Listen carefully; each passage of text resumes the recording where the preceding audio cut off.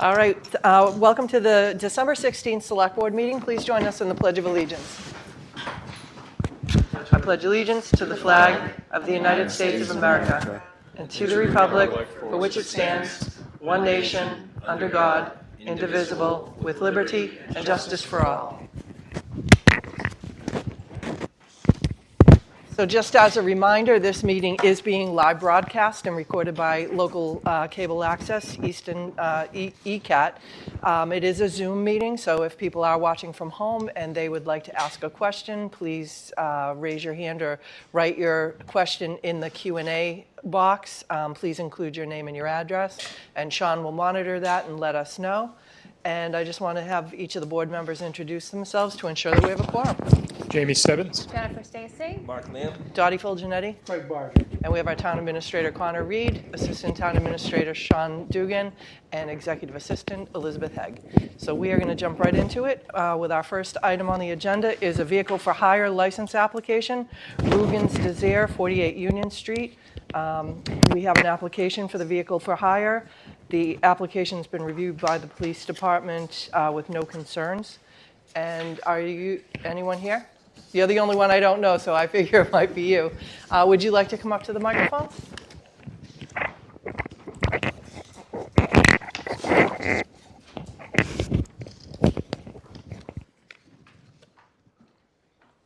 Right here. I apologize if I mispronounced your name. That's Rugen's. That's good. Okay, great. So we have an application for the vehicle for hire, and this is a new application? Yes. Excellent. Well, thank you for wanting to work in Easton. We're happy to have you. This says that the police department have no concerns.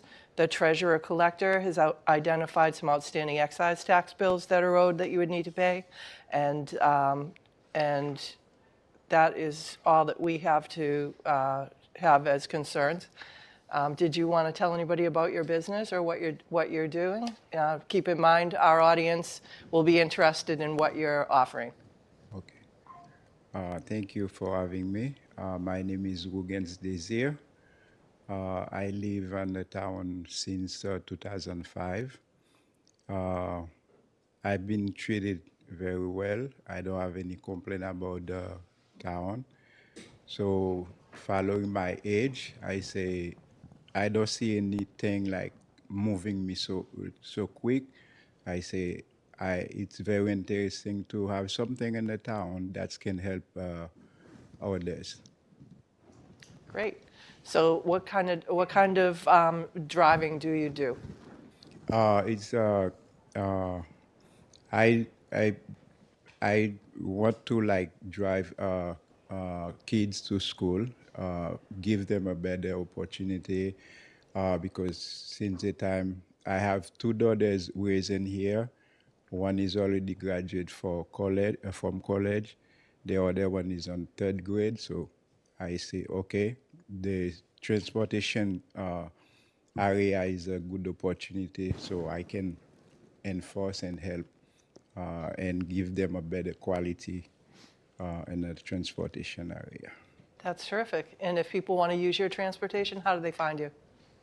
I have, because I just try to launch the service, I don't have like everything in place. Like I just plan to have to start with a website. So if they need me, they can go to the website. But right now, the only thing I have is my phone number. That's gonna be attached with the business. Excellent. Well, there's a lot of social media pages in Easton, so I'm sure you'll be posting on those so people will know where to find you. Thank you. That's a good opportunity. Excellent. Any questions from the board? No? Craig, do you want to make a motion? Sure. So I move to approve the vehicle for hire license application for Rugen's Desire, 48 Union Street, Easton, Mass., contingent upon the outstanding excise tax bills being paid. Second. So that's Bodger and Lamb. All in favor? Unanimous. Excellent. Well, congratulations and good luck with your new business. Thank you very much. Okay. Next, we have the Select Board annual license renewals for 2025. We have an attached list of the renewals, and let me just pull this up.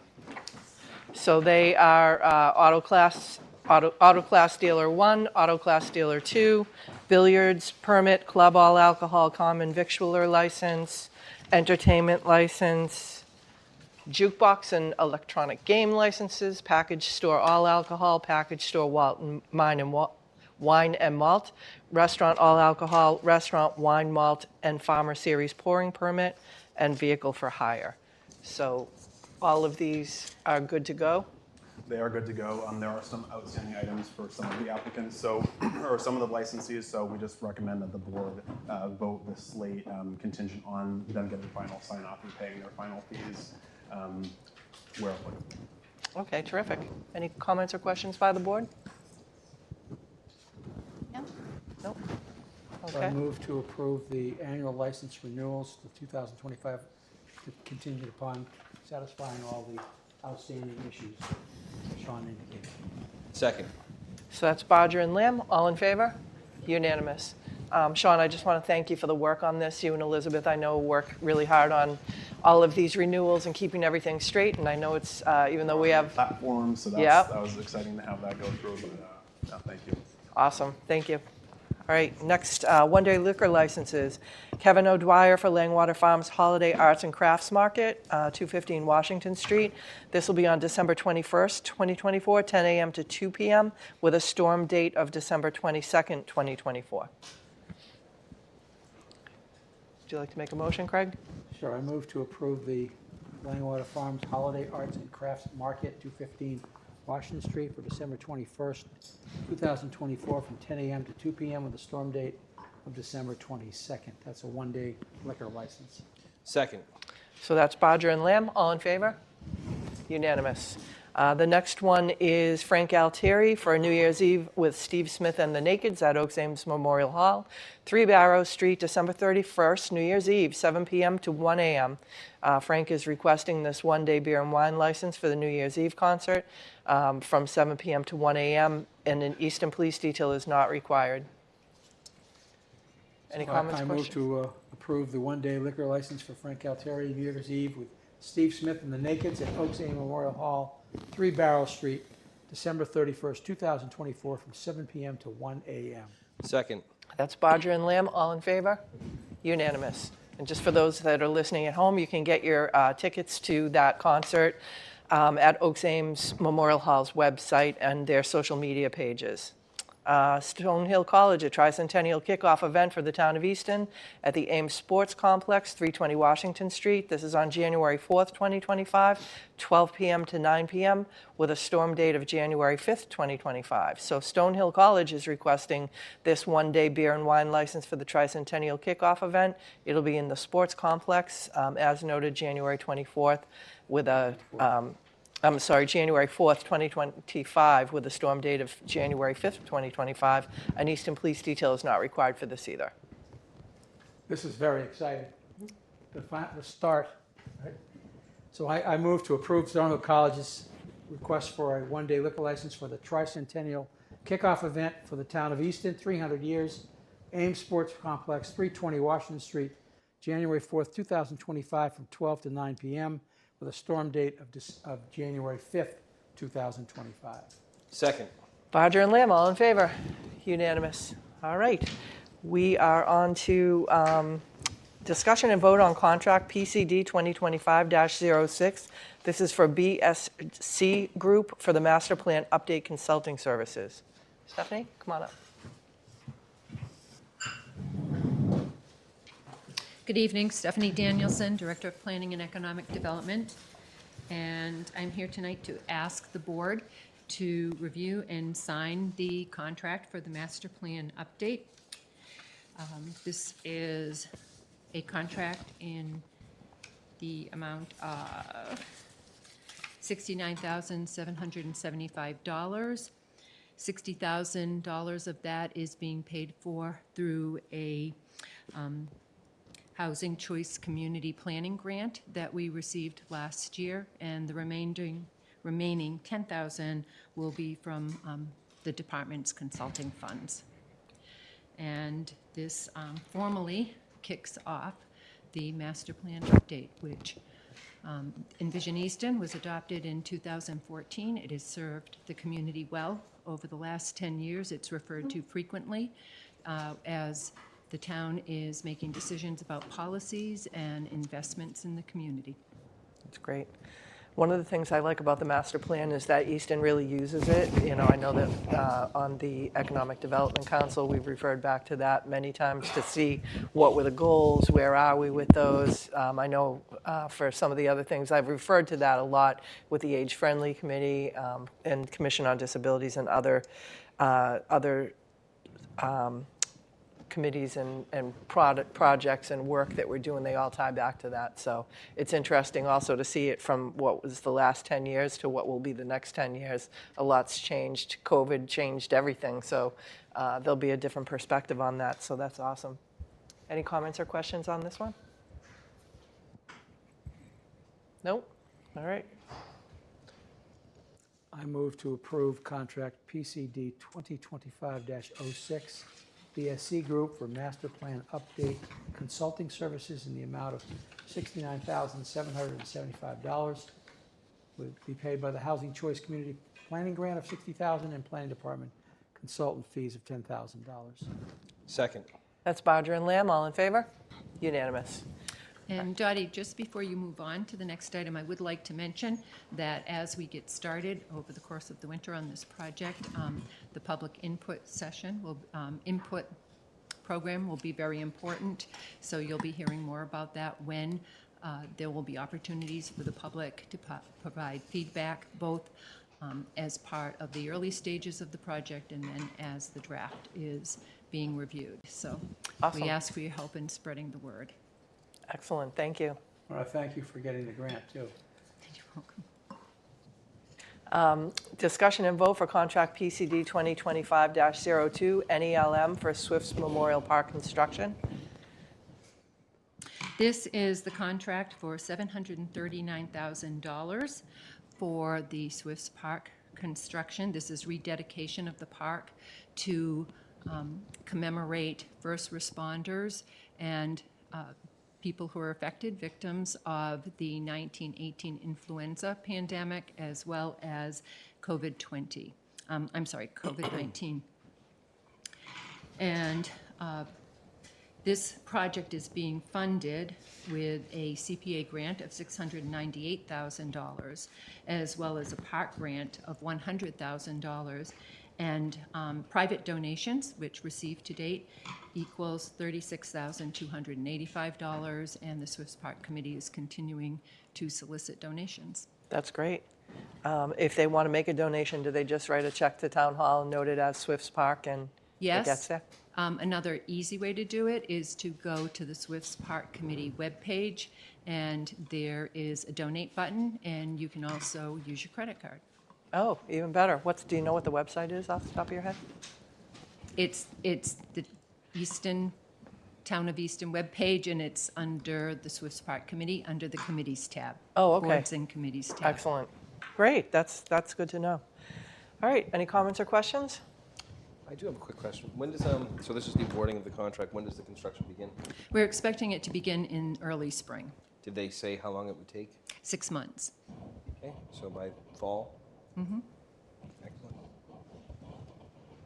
It's on the tricentennial event calendar. Thank you for sharing that.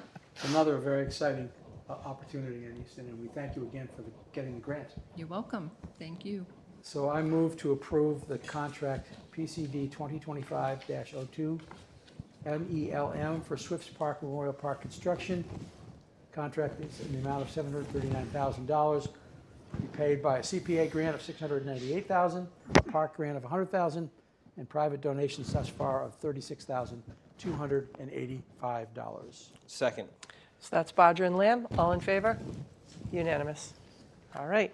Next, item number 6, the adoption or order taking to complete Victory Lane as a public way. Okay. The board will recall when we were advancing articles for town meeting that this was one of the articles on the warrant.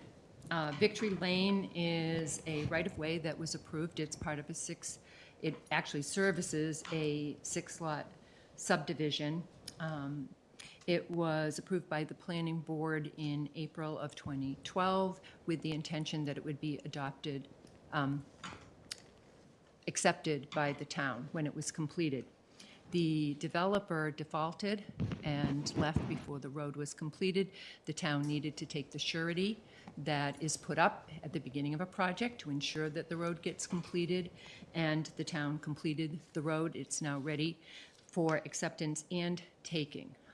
As part of when the developer left, he did not have secured the full fee, and some of the lots still have ownership of the road to the middle of the roadway. Okay. And you have in your packet the exact wording, the motion for the certificate of vote. So that's item 6. And so Stephanie, for the board's benefit, this is functionally the final step after multiple votes of planning board, select board, and town meeting to adopt the road. Correct. Thanks. So you have the motion, right? Right here. Okay, excellent. Okay. Any questions, comments from anybody before I meet? Okay. I hereby move that the select board require by eminent domain for municipal purposes, more specifically to complete the layout and acceptance of Victory Lane as a public way as authorized pursuant to Article 12 of the November 18, 2024 session of the Town of Easton Special Town Meeting, and to further to authorize the chair, Dottie Fulgenetti, to execute and enter into any and all documents necessary to effectuate the acquisition of said property. Permanent easement for all purposes for which public ways are used in the Town of Easton, including the installation and maintenance of utilities over, in, under, through, and upon the parcel of land depicted as Victory Lane shown on a plan of land entitled Roadway as Built, and acceptance plan of land Victory Lane, Easton, Mass, dated September 6, 2024, prepared by Klim Land Surveying, to be recorded with the Bristol County North Registry of Deeds, and any appurtenant drainage, utility, or other easements related thereto, and further, the select board award no damages for said domain taking. Second. That's Bodger and Lamb. All in favor? Unanimous. We have the document here for people to sign after the meeting. Awesome. All right. Next, we have a discussion and vote for loan approval and select board chair signature for affordable unit at 12A Highland Street.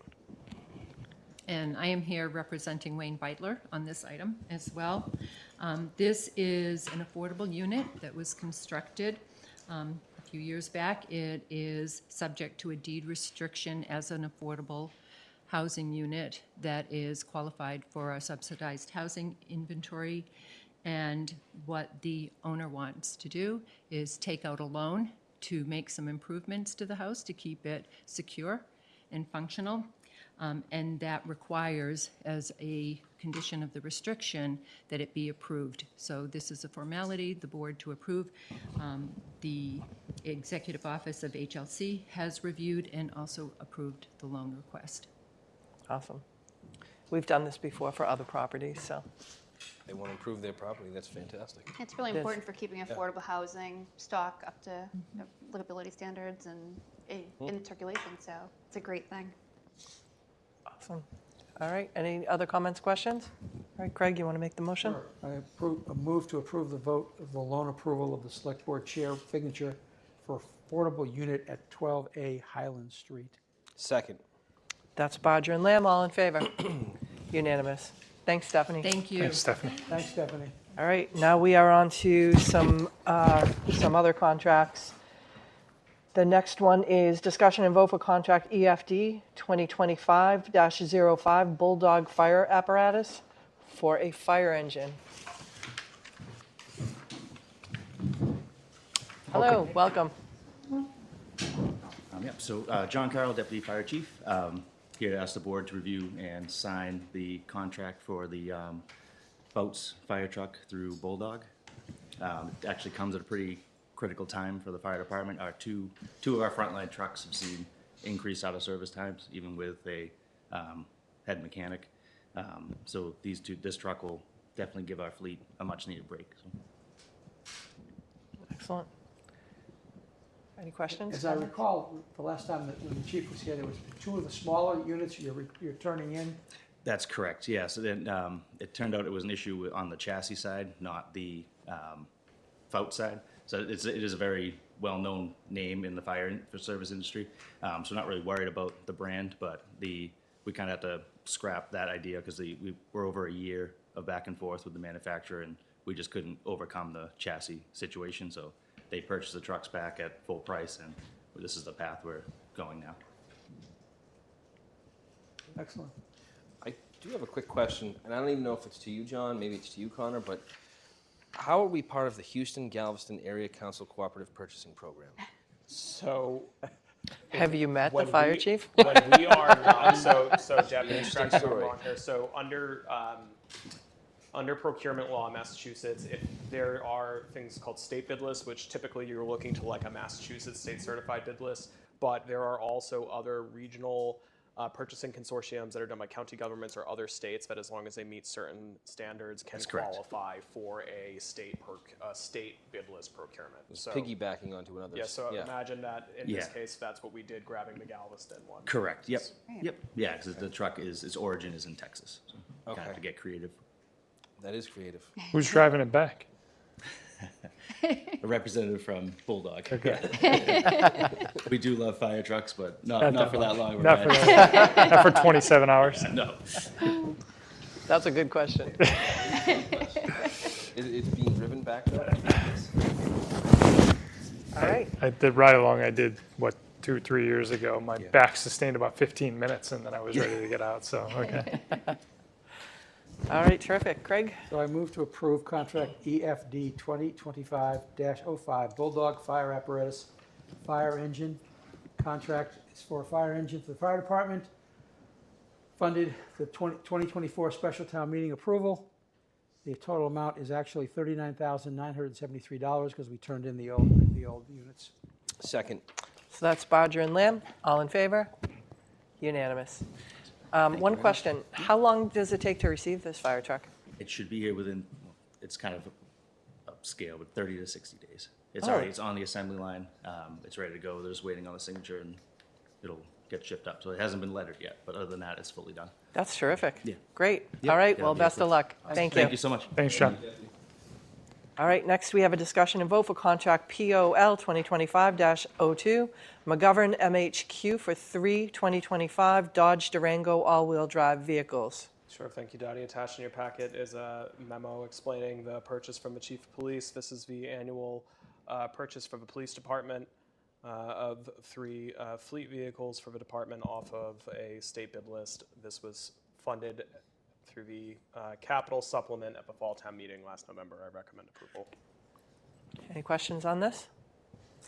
Nope. No.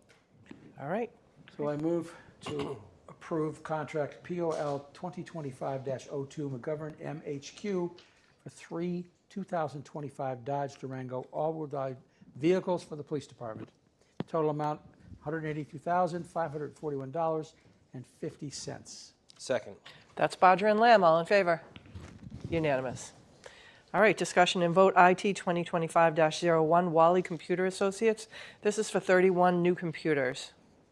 Sure, thank you, Dottie. This is another contract funded as part of the capital budget supplement at the fall town meeting on November 18th. This is for cyclical computer replacements in a few of our departments across the town government. It is $35,000 and change. I recommend approval.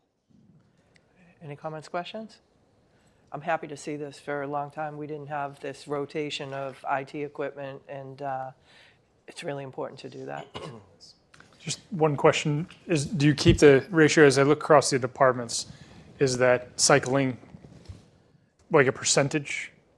I'm not sure if it's a percentage on a department-wide basis. I think it's just based on the year of the age of the computer in each of those divisions. So we typically try to replace all of them within 4 years. So I don't know if that's the 7 versus 9 at police is indicative of a percentage. It's probably just representative of the age of those computers. Gotcha.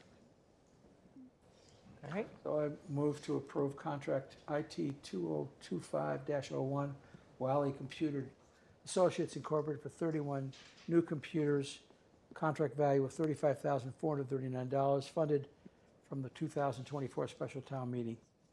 Second. Bodger and Lamb, all in favor? Unanimous. And last but not least of the contracts, IT 2025-02 to Bulletproof Incorporated for cybersecurity and critical incident response planning services. Sure, thank you, Dottie. And I'll make a plug for PACE, who are here tonight to present. Both of those items that we just funded are things that ideally should be coming out of the operating budget because we know they're cyclical, but that we've been carrying in our capital plan just because we've had to narrow our operating margins over years. And similarly, other things that are critical to the organization, we have to try to fund with grants, which thankfully we're reasonably successful at, and this is another one of those. So this is a $62,500 project. It's funded entirely with the state cybersecurity grant. As the board knows, we've been working pretty hard to improve our cybersecurity posture in recent years. This is a newest layer of that for Bulletproof, who are one of our managed IT services contractors we work with on a state bid list to come in and develop critical incident response plans with leadership and key staff, as well as tabletop training exercises to get us closer to where we need to be. So appreciate, I would say IT department, but that's, as we know, one person, Mike Deltano. I appreciate his work on this and also the state for funding it. So there's no impact on the budget since it's grant funded, so I recommend approval. Any comments, questions? I would just say, since we've been using Bulletproof, the spam that I'm getting is almost negligible now. It's really made a very big difference, so you can notice that. All right, Craig. I move to award contract IT 2025-02 to Bulletproof Incorporated for cybersecurity and critical incident response planning services, the amount of $62,500 from a grant from the state. Second. That's Bodger and Lamb. All in favor? Unanimous. Excellent. Okay, now it's the moment we've all been waiting for, the Tricentennial Committee updates with Chair David Clifton and Vice Chair Dale Carrister. I'm not sure we'd be able to pick you out of the crowd, but Yeah, that would be us. It's obvious that the board did not get the memo on the dress for tonight's meeting. I'd like to take this opportunity to thank the Select Board for giving us the opportunity in our leadership roles, both Dale and I. As a matter of fact, tomorrow evening we have our 50th meeting. wow. I know it's a 300 celebration. It takes a lot of meetings to bring the community together, to raise the money, and all the things that come with a giant celebration. I'm very pleased at the dedication of our volunteers. And, 2 weeks away from ending 2024, and of course the beginning of 2025, and our 300th anniversary celebration. I know that you know that we're excited about it. I think we've expressed that in previous meetings. What we want to do tonight is to bring you up to date and make sure that the Select Board, as well as the Administration Office, is comfortable with our planning and as we prepare a lot of events. There'll be 8 signature events taking place on 7 different days. Dale's going to be talking about our partnership events, 5 or 6 that we've added to the celebration. Our fundraising has been terrific. We have collected maybe $265,000 towards the celebration, but we have pledges for $375,000, and we have $75,000 will be coming to us in early January of 2025. We certainly have promoted it. I know you've seen the lawn signs all around town. That's become my favorite color now, orange. We have posters that Southeast Regional School did, 100 laminated posters that'll go in all the businesses. You have a copy of our brochure that we passed out. We're going to be adding an insert with additional activities that we have provided. There'll be activities and events for residents of all ages. And I say to all the folks that may be watching on ECAT, do the best you can to save the dates. It'll be a great opportunity to not only bring your family together, but to celebrate the history here in the town of Easton. When you stop and think about 1725 to 2025, I thought 50 meetings was a lot, and we probably have another 30 coming. But the fact is, it's going to be something that's going to bring smiles to our faces. It's going to bring families and neighbors together. And I think we've done a terrific job of promoting the celebration because lots of people know about it.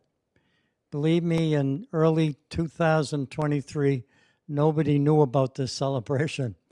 But the fact is, it's spreading like wildfire. You probably saw the billboard. It's at the beginning of Belmont Street. We have 152 pole banners that'll be going up in the next couple of weeks. That's really going to dress up the town. We thank DPW. We thank their director. We also thank our police chief and our fire chief and all the volunteers that have stepped in to do the best they can to make this a magic celebration. We certainly are going to be notifying all the state legislators. We're going to certainly notify all the town department heads. And we certainly will be inviting the select board to any and all of our events. And some we'd like to have you participate in. And we certainly recognize the good work. All you have to do is sit here at a select board meeting and you can see some of the work that comes under the board that needs to be done. I'm going to give Dale, our vice chair, an opportunity to speak.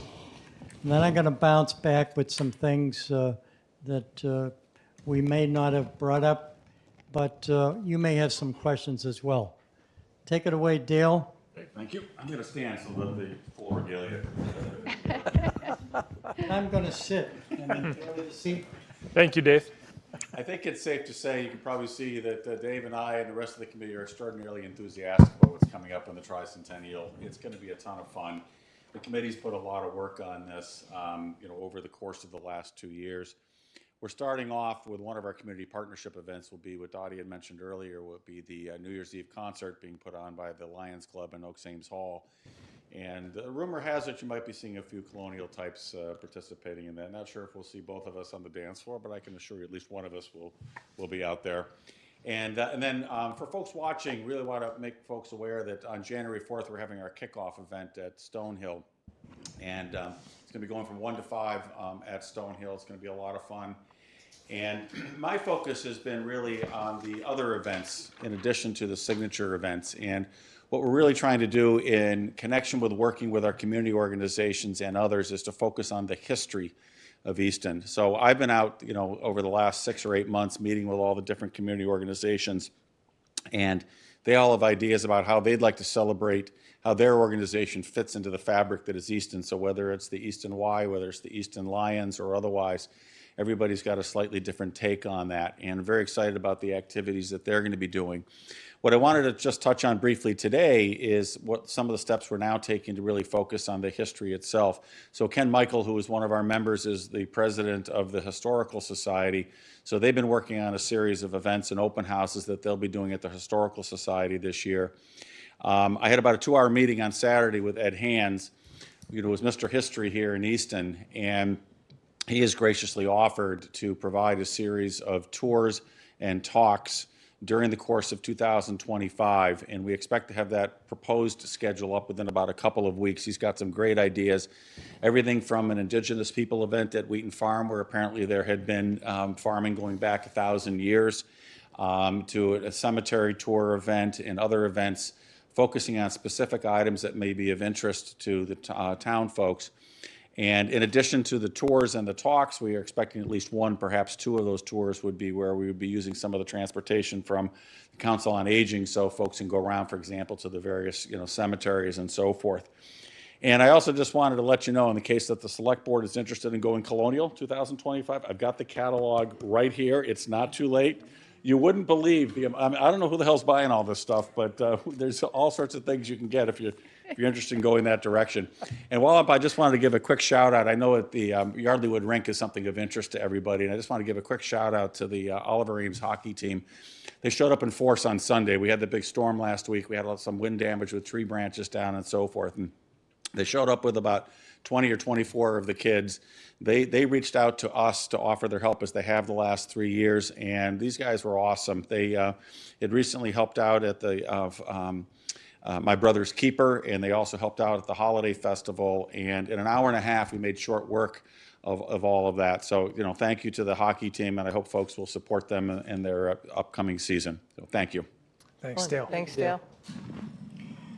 I'd just like to make some final comments. I certainly would like to thank Connor and Sean. Their office has stepped up to do what they could to provide whatever assistance was needed. And as you're ordering your uniforms for the celebration, I also wanted to mention that I don't have to go into detail, but for the viewing audience that are watching on ECAT, Easton Community Access Television, we thank ECAT very much for not only covering our meetings, can you imagine 50 meetings, but they also are going to be covering each and every event. We want to make sure that if you can't be at every event, you can at least see what's going on, and I think that's important. Whether it be the parade on July 12th, the block party at Governor Ames Estate on September 6th, we have a car show. We hope to bring 300 vehicles to Portland State Park. We got the barbecue that the Lions Club will host. That's on October 11th in the evening. There'll be a concert. There'll be a bonfire that'll take place. And you know that the fireworks will be on Flag Day. We're going to have a special flag ceremony. We're going to honor the veterans in the town. We're going to have a flyover to honor the community. We're also going to have a concert at 9, I should say from 7 to 9, and we'll have the fireworks shooting off at 9 p.m. And let's not forget the town picnic that'll take place from 5 to 8 p.m. The big one, the first one, and the kickoff is going to be at Stonehill College. I appreciate the fact that the board gave support to that. There'll be a family fun day also coming up that'll be a very special event. And of course, the Art and Cultural Festival will take place at Oak Ames Memorial Hall from 11 to 4 p.m. So there's a lot of events, there's a lot of activity. It rhymes with our theme, bringing families and community together. And that's what our objective is. You probably have heard me say many times, the best way to find yourself is to lose yourself in the service of helping others. And that's what our volunteers are doing. We couldn't do this alone, 10 people appointed by the Select Board. It requires lots of people in the community. And even though we have lots of volunteers, I say to those folks that may be watching or listening, please join us. This is open to the whole community. This is your celebration. It's not just for our vice chair and myself who are in costume this evening. But, and again, it's an opportunity to thank the person who did the logo, Piper Janellis, and the people who come forward to help us with the artistic stuff that needs to be done, like brochures. There's a lot of talent in the town of Easton. And of course, we're seeing that by people stepping forward. We thank our Select Board Representative, Craig, and before Craig, it was Mark. And they keep us focused, just as Connor's office does as well. And all the department heads have been on board. This has been an easy celebration to put together. And not only that, but the generosity of the people that live in the community coming forward. I've done these celebrations before, but I've never seen the funds come in before the action actually takes place. So thank you to all the volunteers, and thank you to all the folks who generously came forward. And I'm forever grateful for the opportunity to chair such a dedicated group of volunteers, and I know that Dale feels the same way. I do, and I just wanted to make one additional comment. You know, as we've been going around, we've been selling merchandise at various events, and including at the holiday festival and sheep pasture and so forth. And we've had the opportunity to talk about the tricentennial with a lot of people. And kudos to you guys and all of the town departments and how you're running this town, because there is such an extraordinary feeling of goodwill about this town. There's a reason why the fundraising has been easy. There's a reason why the volunteer efforts have been easy. There's a reason why folks are stepping up to the plate. And there's a reason why everybody is so enthusiastic about it. It's just really a positive reflection about what you all and what the town departments have done, how you run this town. And, you know, so kudos to you for that. Thank you. Thank you. Thank you, Dale. Thank you both. That ends our program, ladies and gentlemen. No, I was going to ask if you have any questions. We'd be happy to respond. Do you have any questions? I don't have any questions. I just want to say how much I've enjoyed being a part of the Tricentennial Committee, and kudos to the two of you for extraordinary leadership, and thanks to all the volunteers that have stepped up. And we have cookies at our meetings too. As long as you don't get Freshly them baked first. cookies. No other committee in town. You guys got to step up your game here a little bit, so you know. I'm going to leave a poster with each member of the board. This is a poster that not only gives the events, but you may know of somebody who would like to hang it in their place of business. And again, thank you so much. So Dave, before you guys leave, would you like to get a picture with the select board in front of you Yes. while you're there? We can hold signs and you can use it for Instagram. You guys are willing to have a photo with us. Be an honor. Let's take a minute. Someone has to hold the clock and someone has to hold the orange sign too. I'm gonna grab my work. I actually had a conversation with opposing counsel on a case today invited by the judge for sticking on colonial here for trial. I thought you were going to tell me you made sure to wear that while you were doing it. I take this very seriously, counsel. Sean's grabbing a good camera. I'm grabbing my work phone. Yeah. Where is Jamie? Come back. He's gone. They had to see this. Come check this out. And they wanted your autographs. Oh, there you go. That's what I heard. I got to get my cool pen out then, huh? Do you want me to? All right. Let's see. I'm just gonna take a bunch. Okay. I think we are good. Thank you. Do one more on our photo. The book. You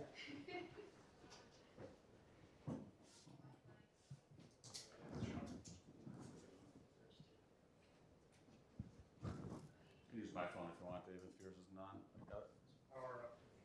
Do we need password?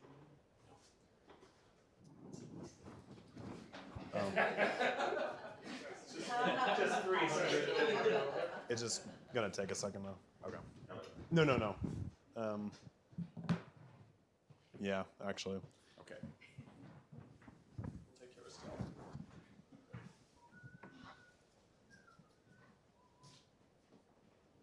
Okay. You want me to do both? Sure.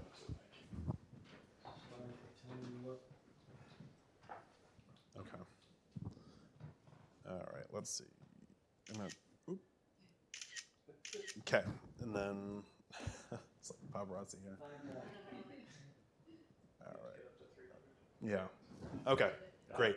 Great. Thanks, everybody. Thanks. See,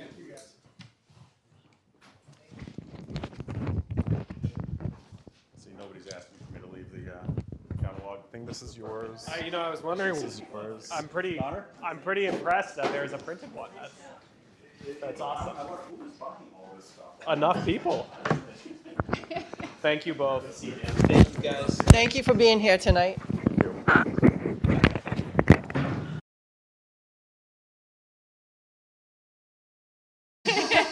Costumes, you guys could have dressed up. So now for the other moment we've all been waiting for.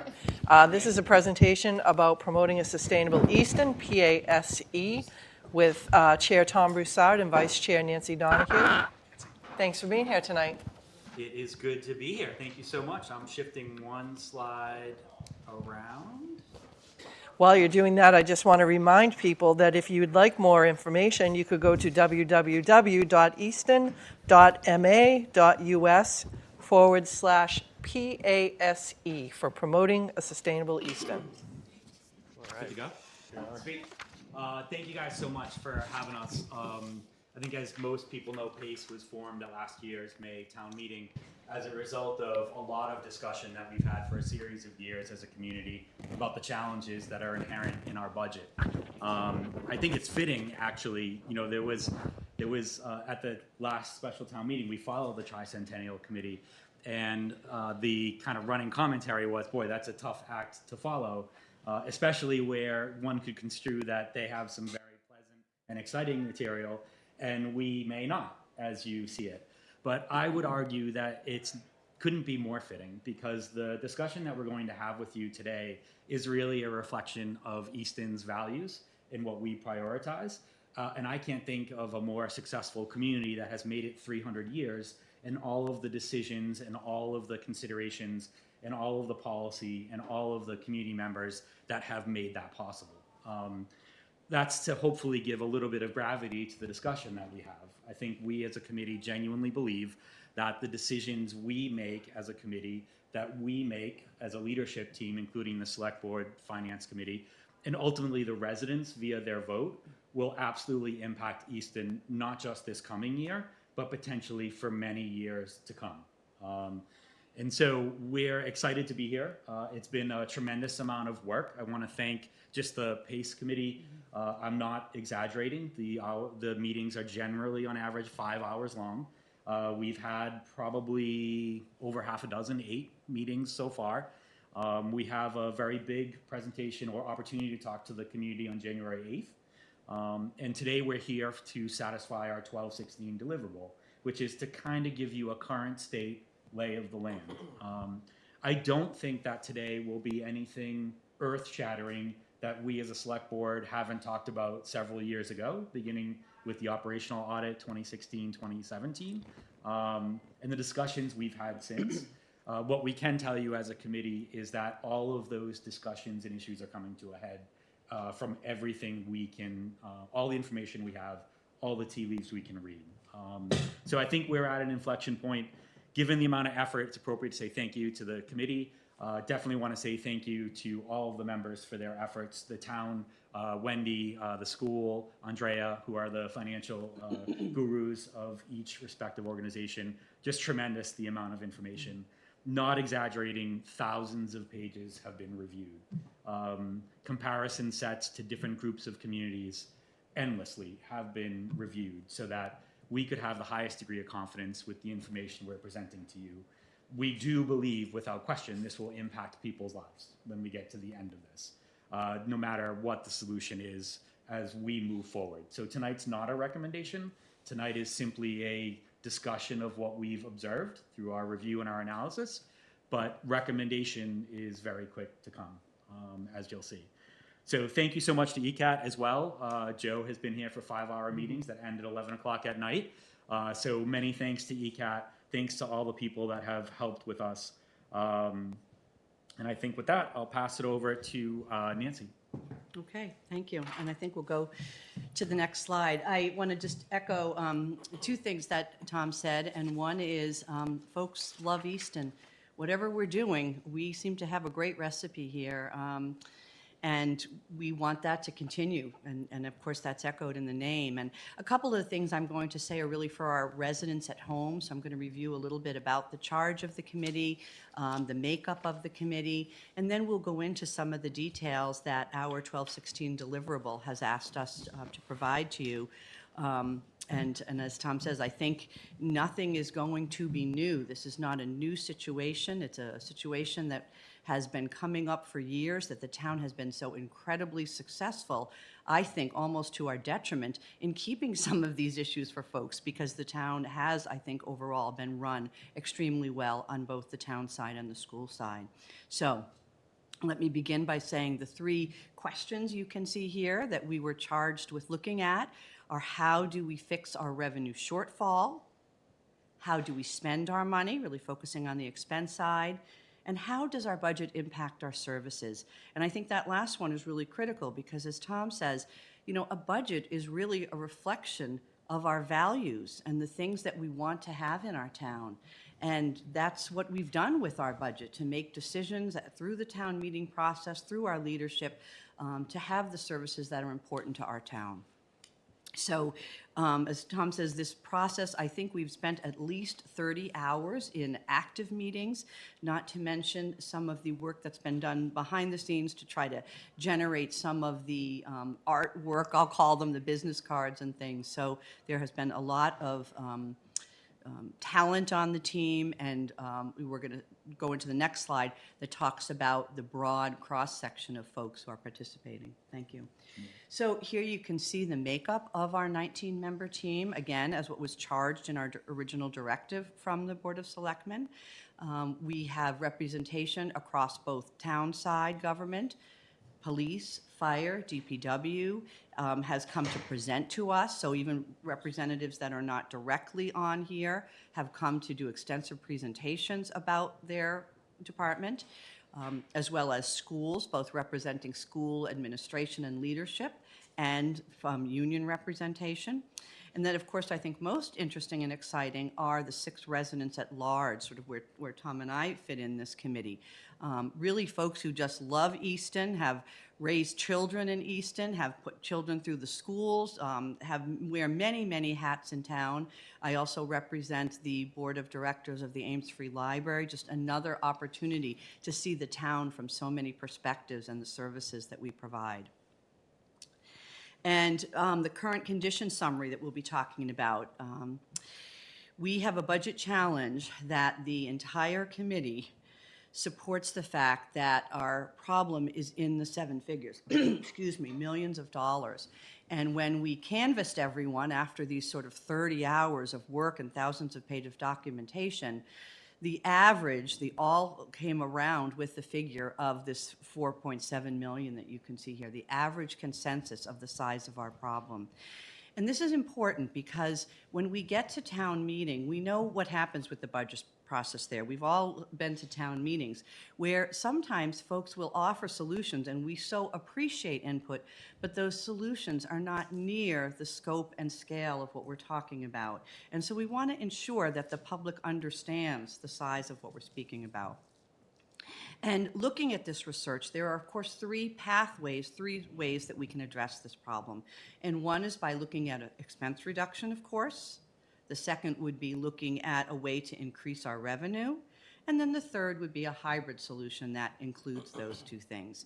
And we'll take a look at some of the details behind that, as well as some of the sort of pointers that indicate what the impact of each of those would be. The immediacy of this problem, the immediacy of it, really informs what these potential solutions would be. And the way to think about that is, first of all, an expense solution would be a reduction of headcount. 85% of our headcount, both the town and the school side on an average, is made up of people. Many people who live in this town, but certainly people who work in this town and are part of the fabric of our town. And along with those people becomes an issue to have to look at the services that they provide. So as we know, it's not as simple as just cutting people, even though that is not simple, but rather what kind of services will we lose associated with those cuts. And just to put the scope and scale on that, in 2021, when the town faced a deficit of $2.5 million, that resulted in a 26 full-time equivalent reduction. So when we mention the figure of roughly 4.7, you can only imagine the scope and scale of that. The revenue side would point to an impact associated with an operational override, and the hybrid, of course, would be a blend of those 2. So let's look into a little bit more detail. And just some detail, if that's all right, as we play off each other. The 4.7 million, to give you just some logic on how that is arrived at, there's a couple key things that are going on. One is that we're rolling off some of the COVID funding that was largely 4-year programs. So ARPA and ESSER funds, for example, will be negatively impacting budget-supported expense approximately 1.8 million. It will also be impacting the town side. So on the town side, we're rolling off some of the benefit, approximately $450,000, if I remember correctly, all in related to those funds. The rate of increase, certainly in terms of just maintaining services, so inflation is increasing at a fundamental level.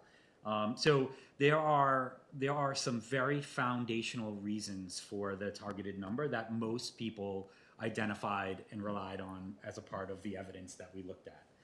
This is, we'll get into details as we go through this process with you in meetings to come, but this isn't a number that gets you light bright all the way to super proactive strategic discussion on every town department and on every school side component. And I think Dr. Cabral's kind of reactive all the way to strategic slide is what my mind thinks of. This is not bright light. This is us letting you know that there's a $4.7 million problem that you will, because of the way town government budget works, have to solution. We would ask you as we go through this to understand what role you will have as we navigate this. Ours is to identify a steady state and provide a recommendation.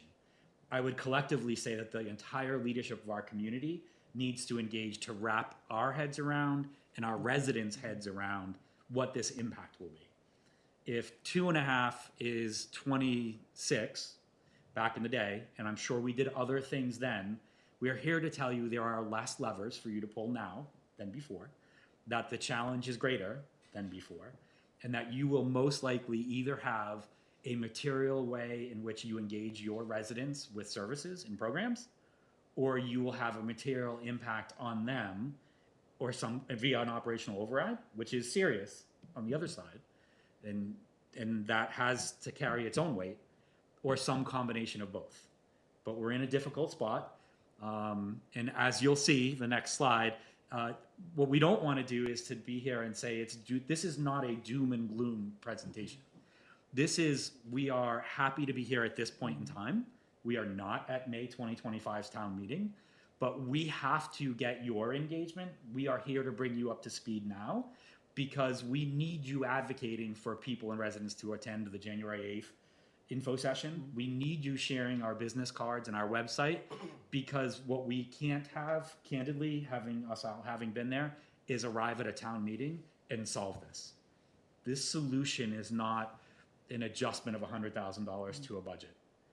The wrapping of people's heads around the interconnectedness of how we arrived at this takes time. But I can assure you it's highly logical to the points that Nancy just made. 85 cents of every dollar we spend is on personnel. Can't change that. You're going to see, but the next 10 to 12%, it's hard to not pay utility bills. It's all fixed. We've already looked at discretionary spend. So your solution will be that.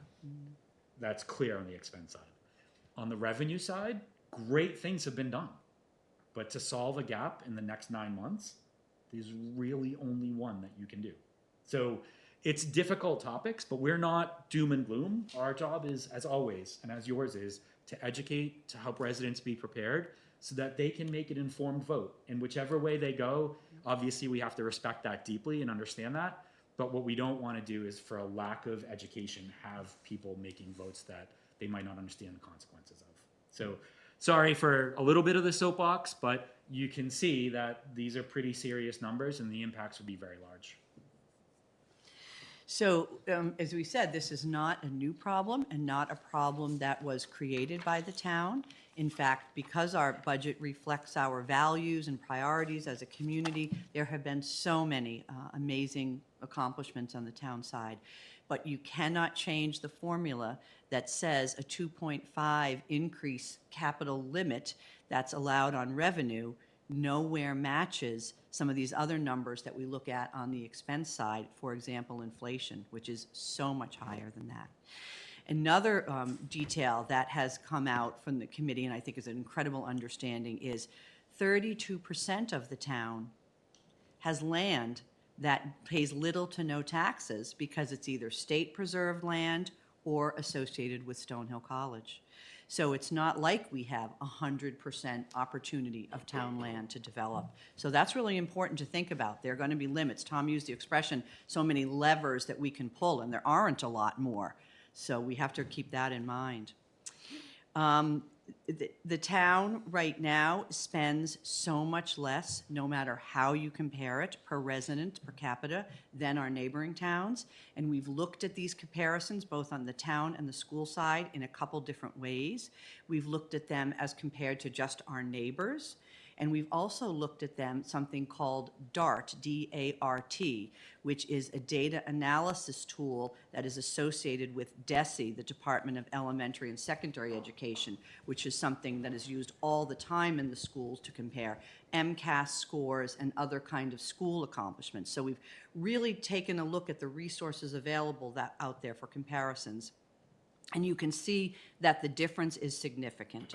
So that on the town side, we are spending about 9% less than the state average. That lower spend, again, you can see the comparisons to our comparable communities. We are the second lowest spend among these surrounding communities. The school side is 17% less than the state average, and the second lowest spend among our neighboring communities. And I think later we have a comment about one specific town in here. We do. That we'll show you, that just has, it's incredible to think about how much more we would have to spend to match our neighbors. Did you want to say anything more about that slide? Just a couple Yeah. points. One of the aspects that we all have to be thoughtful of, and Connor said this best, and I will shamelessly steal it, is that it is more frequent than you would think that Easton's values and priorities are at odds with each other. So, for example, we say we want new growth, and we work hard at that. And that's a good thing. We invest in sewer districts, long-term planning, really challenging. And then we preserve 1/3 of our land that can now not be utilized for new growth. Both of the preservation of land is something that is inherent to Easton. I would argue we were one of the first to adopt the CPA. If you asked people why they live in Easton, the open space, the green space would come to mind very quickly, top of the list. However, it's easy to see how those two things are at odds with each other. Very easy. We are looking ourselves in the mirror. We are a bedroom community that appreciates caring for the environment, open space, and that we are very thoughtful about how we go and entertain new growth. Those two things are at odds with each other. That's something I think we have to help our residents to reconcile in this journey. Because, as Nancy said, we didn't do anything wrong. We're not here because there were a series of calamitous decisions being made, but there are fundamental realities of how we prioritize our community and what that impact has on, for example, the generation of new growth. So I think we're doing nice things with dense neighborhoods. I think we're developing 106 appropriately. But when your cost structure increase, I think we all know how much our home insurance, our car insurance, our utility bills have gone up. It far outpaces the 2.5% you get from our Prop 2.5, and taxation is 72% of your income. And it's real hard to get state aid to increase in 9 months. We've been working that for years. So you can see, I just want to make sure people can appreciate when they talk to their residents and their constituents that they are explaining how some of the things we do are naturally at odds with each other. Tom, could I just mention something? Because a lot of people will look and say, all right, well, at least inflationary pressures are coming down. But you just mentioned something which is not, and that is insurance. And that is a big, for yes, us homeowners and car owners, as natural disasters become more wide sweeping and larger, and more losses occur, then all of our rates go up. So that is not tied to the normal inflation that we might see and read about in the newspaper. So people need to be aware of that pressure that you've shared. Yeah. But we need to know these are not connected. And we were largely able to weather the inflation that happened post-COVID, largely because of the COVID funds that we had. If there was ever a silver lining to a horrible event, it was that infusion of revenues that could help us for a short term. The challenge is most of the issues that came out of COVID, whether it's on the school side with caring for children and the challenges that they've now entertained, or on the town side with the inflation that we all can wrap our head around, those were masked a bit for a period of time by the infusion of funds from the government. You know, we say state aid, that's federal aid as well. And you'll see later on, state aid is anemic and actually less than 2008. But federal aid is now going away. And so it's forcing us into difficult decisions on how we'll solve the problem. In fact, in just a couple of weeks, some of the funds for the schools associated with the COVID recovery, the student-specific funds, will expire. And some of those funds were used to hire and secure interventionists, people to work with the students to help in reading or mathematics deficits. And, you know, I'm just coming from the schools. I just retired in June from the high school.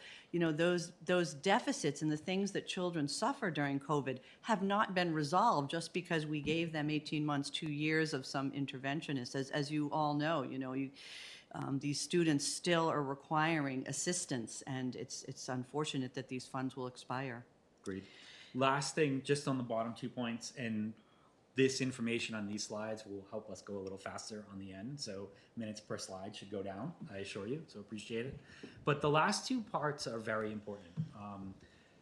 We want to make sure you and the residents of our community know it is absolutely okay to be efficient and lean, and that's not what we are saying. So when you see us comparing against communities, that doesn't inherently say we are not doing a good job, we are not educating our students well, or the services we provide on the town are not up to par. Actually, that couldn't be farther from the truth. We are doing incredibly well. But for context, we are highlighting and raising our hand on a $4.7 million problem, and the size of the variance just to state averages is 10 million town, 12 million school, or a $22 million difference just to state averages. When you look at where we rank amongst our community groups, our paired groups, the dark group, those groups that have the same commercial versus residential split as we have, keep going, because we had our committee do a great job at throwing out comparisons. We under-index across the board. So we're not saying 4.7 million, like I said, gets you all the way to Bright. I don't know what 22 million would get you, but I do think, candidly, understanding what we spend in the services and programs we get for it is an important element of this. So a great example is when we start teaching our kids foreign languages and how many foreign languages they have access to. We have 2. 2 at the high school, and some other towns, 3 is the minimum. Yeah. And they're taught even earlier in schools. Is that a priority for Easton? That's something that the residents are going to have to decide. Yeah. But just think about that, of what am I not getting that maybe we should, because that's what we're tasked with, identifying sustainable services that the town of Easton values, if that makes sense. So hopefully those numbers give some context. Dottie? I was just going to say, I think that that's a really important comment, because we have to look forward at, you know, not what it is today, or not what it was like when I was in high school, or, you know, when my parents were in high school, or things like that, because I know that I hear a lot of comments like, you know, what do people need 3 languages for? What do they, well, our young people are competing in a global economy right now. So there's so many things that when they go to college, and the other college students are so much more advanced in some of these other areas to compete in a global economy. I think that that's kind of the things that we have to be thinking about. Yeah. And language is a good example, but I think there's a lot more examples of that too. Some of the things that we heard of the deficiencies in our tech, you know, our computer labs and things like that. I mean, how can we possibly position our young people to succeed if those aren't a luxury anymore? You know, these are things that are basically required. The so. tools they will definitely need to do future jobs. So, Yeah. Yet on the other hand, you know, we have been successful, as Tom says, in so many regards. Our scores, the colleges where our students go, you've seen their successes in the areas of art and music and athletics at the schools. You know, it's incredible how our students compete.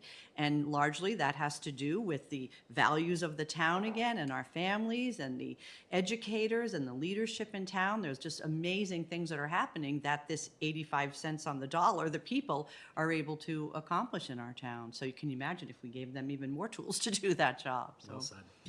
Now, we're going to look at some numbers here, and I think this is very interesting because we often talk about the school component of the budget being about half of the town's budget, sort of a 50 million to 100 million ratio. But you can see here that we've incorporated with the regular school operations budget the other fixed costs that are associated, such as insurance and employee benefits, and things that are fixed costs now tied to each of the operational sides of the house. So you come up with the schools being 65% of our budget, a huge amount. And the remaining leaves very, very little for us to look at to cut costs. Some of those things are associated with mandates that are required from the state or other areas that we really have no leverage in. Transportation costs, special education costs to support students. So keep this kind of cut in mind as we go forward to some of these details. Agreed. And the pension, I believe the 7% is largely town related. So it's a 65-35 split. The one thing I'll point out here, and again, I'm trying to give you nuggets on how to relate to this information and speak with your constituents, is that in a way, this reflects how Easton has prioritized and demonstrated its values through previous historical budgets. Meaning, for better or worse, we have chosen as a community to allocate 65 cents of spend to the schools and 35 cents to the town. That does not mean that's how the solution should be going forward, but if you're looking for a way to explain how and why we allocate our funds the way we do, those are just some truths that you can now have some stats at your fingertips to articulate. In this slide, I'll just go through quickly because I've mentioned some of these, that 85% of the people per each dollar is associated with not only salaries, but also their employee benefits and insurance. So what is that remaining 12 cents or so on the dollar, or 15 to be in total? But 12 cents are things that would be extremely difficult to make any headway on. I mentioned the special education costs, transportation for students, utilities, other repairs and maintenance, and textbooks, huge numbers that are required for these students. So reducing costs really would mean looking at personnel, looking at headcount. There's little to do in any other component. And then, of course, the services and programs that would be associated with those folks. So the biggest thing for us, if we're to guide our residents, is to begin to understand that if this is an expense side solution, then what do they value? So we'll be working hard to try to get at that, but the expense side solution is going to be painful. When you look at how we compare to communities, which will come up, you'll see a dollar expense, but rest assured, we also looked at headcount, and we went through and tried to have DPW, police, fire, schools, look at comparable communities and how they staff. So it's not just that we have a lower spend per pupil or per capita, we fundamentally do that with lower people. And we have stripped or consolidated or focused on or centralized printing all the other line items. There isn't a line item, I think, that we haven't picked through, and I say we loosely, Connor, Alicia, the select board, finance committee, and school committee, but those other opportunistic things where the true value of services and programming is not impacted have been scrutinized heavily. So this is just math. It's people. It's a people game, and the programs and services that they represent. So Where does the school technology fall? Which I just wonder, because I see it go up, especially coming through the pandemic when every student was issued a Chromebook for the most part, and now that technology is, I'm just wondering where it falls in the most likely capital, I would I don't say. know if there's any carried in their operations, but they do, just like we do, carry a lot of technology in the capital budget. Okay. Which again, in an ideal world, now that we know this is the normal kind of recurring cost, you would want that absorbed into your operations. There's just been no capacity to do so. Right. And if you want to, just for reference on the next slide, if that's okay. Please, yes, please. The next slide tells you where you can go and look, because that's what we did as a team was, but what about this? Where does that fall? How do we do this? Which are great questions. This slide essentially, in my opinion, proves to you that the lowest identified expense is $200,000 instructional supplies. Everything else on a $58 million P&L adds up to 977,000 or 2%. Everything. So whether it's routine, some contracts to service the computer or the printer, or all of those are less than 200 grand, aren't meaningful. I think the next highest one was maybe $100,000, and you have to think about the things that are in there that you can't, like council or labor relations or things like that are well below a $200,000 threshold. So we lump them all together. We have a spreadsheet and the P&L breaks it out, but I'm letting you know, you can go and look, and we know every single one that's in there. And at a certain point, we bring people back to, we have a $4.7 million problem. And yes, we could go look at $20,000, $50,000 items. We should, but Connor and Alicia are on that. Like they're there. This size of what we're talking about is a lot bigger and encompasses articulating values and priorities that are going to be impacted. And all these numbers are the same numbers that are in our budget book that we've looked at for years, that's online, it's fully transparent. Yeah. If you know where you want to look now, and you want to open that file online and look at it with a different lens, I'm looking specifically to see where this or that is, you'll find it in there. Yeah. I think did you want to say something, Tom? I just wanted to add that to that point, when we talk about these smaller, in the scheme of a $50 million operating budget or a $100 million organizational budget, sometimes I think when folks are watching discussions about budgets of that size and you say it's 50 grand or it's only 200,000, that they think that may sound flip. But to Tom's point, that doesn't mean they don't matter. I think the important thing here is talking about the scale of what PACE and policymakers have to deal with. It doesn't mean that for folks whose responsibility as fiduciaries that we don't take that work seriously, that we haven't achieved saving, whether it's through solar, whether it's through LED streetlight conversion or healthcare reform, hundreds of thousands, or in some cases millions in cost avoidance over many years on those costs that are fixed. They are difficult to impact in one individual year, but we do work at them every year, and we do save, bits here and there in some years, and in other years we can be a little bit more successful and bring those down in small six-figure numbers. And I think what's so important for the board and for anyone who's watching this to understand is, and still that leaves you this $4.7 million challenge, right? We've been doing those things for 15 plus years to help the town make it as far as it has. And to add some color for psychological viewpoint, having done planning for 15 and 20 years, when you present an other to somebody else, most people will say, I'd like to know about that because I want the ability to impact it. It's a human nature. They want to be part of the solution. And what I often remind them is, remember, that isn't always just opportunity, meaning that Connor and Alicia have to work at the other to make sure its inflationary pressures don't go up, right? Like, it's not just, it might not be an opportunity. That could be a pile of problem that, look, yeah, the lawyer wants to get paid more, and the contracts, they want to get paid more, and the service contracts are going up 5%. And it all comes back to the fact that our average revenue increase, when you add in new growth, is just over 3. And that's not cutting it in the last several years that, as we know, in terms of inflationary pressures that we face. So I know Nancy, I think the important takeaway on this slide as well is when you look at the first two items, we talked about the top already being the people, that 85% or so.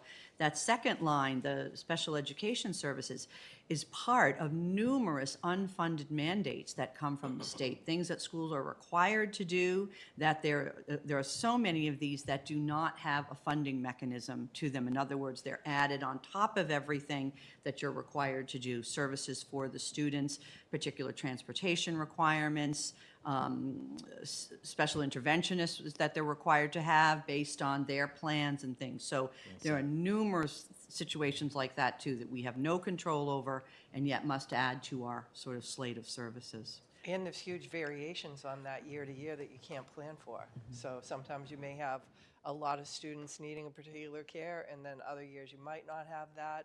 You might have changes during the year.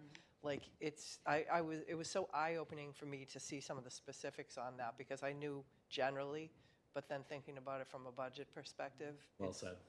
Very Yeah, challenging. very good point. And they just get sprung on you, like, Right. and the changes in what will be funded or not from the state also gets sprung on all of us well after our budgets. Timing of voted it as on. well. Yes, Right. Well yes, good point. Just for so that people know on the SPED side, because I've learned more about this as well through this process than I could have ever appreciated.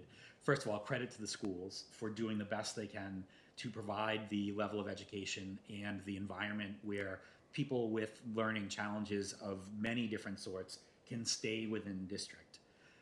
But if a student, every student in Massachusetts, state law, has a right to safe education that is accessible to them where they're at. If a student has to go to out of district residential based education, I need you to know it's $500,000 or more expense that just shows up for one kid. Could be, to Dottie's point. So the SPED expenses being second in large, I just need you to understand that is state law mandated, and the school is working it's so hard to make sure they can educate as many students in district as possible because of the high cost of a single child plus the transportation that could potentially be incurred. So, sorry. No, please, thank Next you, up. thank you. I hope this is okay, but this is the way we tend to present, which is, keep adding to, no, I think I'm all. Important, but schools have no idea who might be moving into town. Exactly. So that- Correct. that Or, can't be prepared for. and let's draw some context together. COVID comes, requirement for help for students navigating the challenges of exiting COVID and that social isolation that it implemented necessitated, thankfully, funding from the federal government to hire positions designed specifically to support the mental welfare or the paraprofessional level so that there is more resources, hands to facilitate this.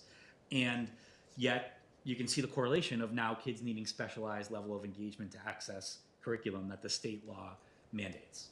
So there's some direct correlations. Again, we didn't cause that. We're doing our best to mitigate it, to meet the challenges, but they come with consequence. Is probably a good way to say it.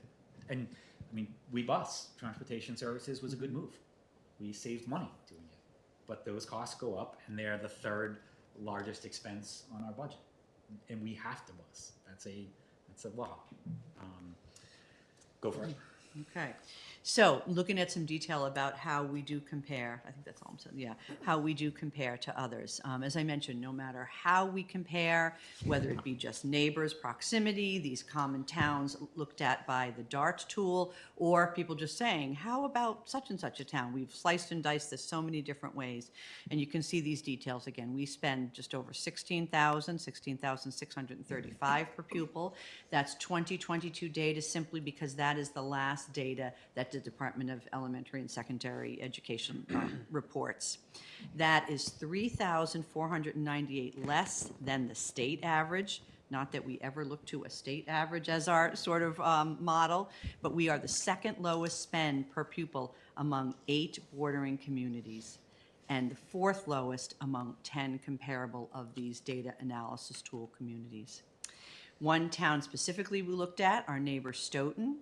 If we were to increase the Easton Public Schools budget to meet their per pupil spend, we would need another $5.6 million, or more than 10% of our current budget.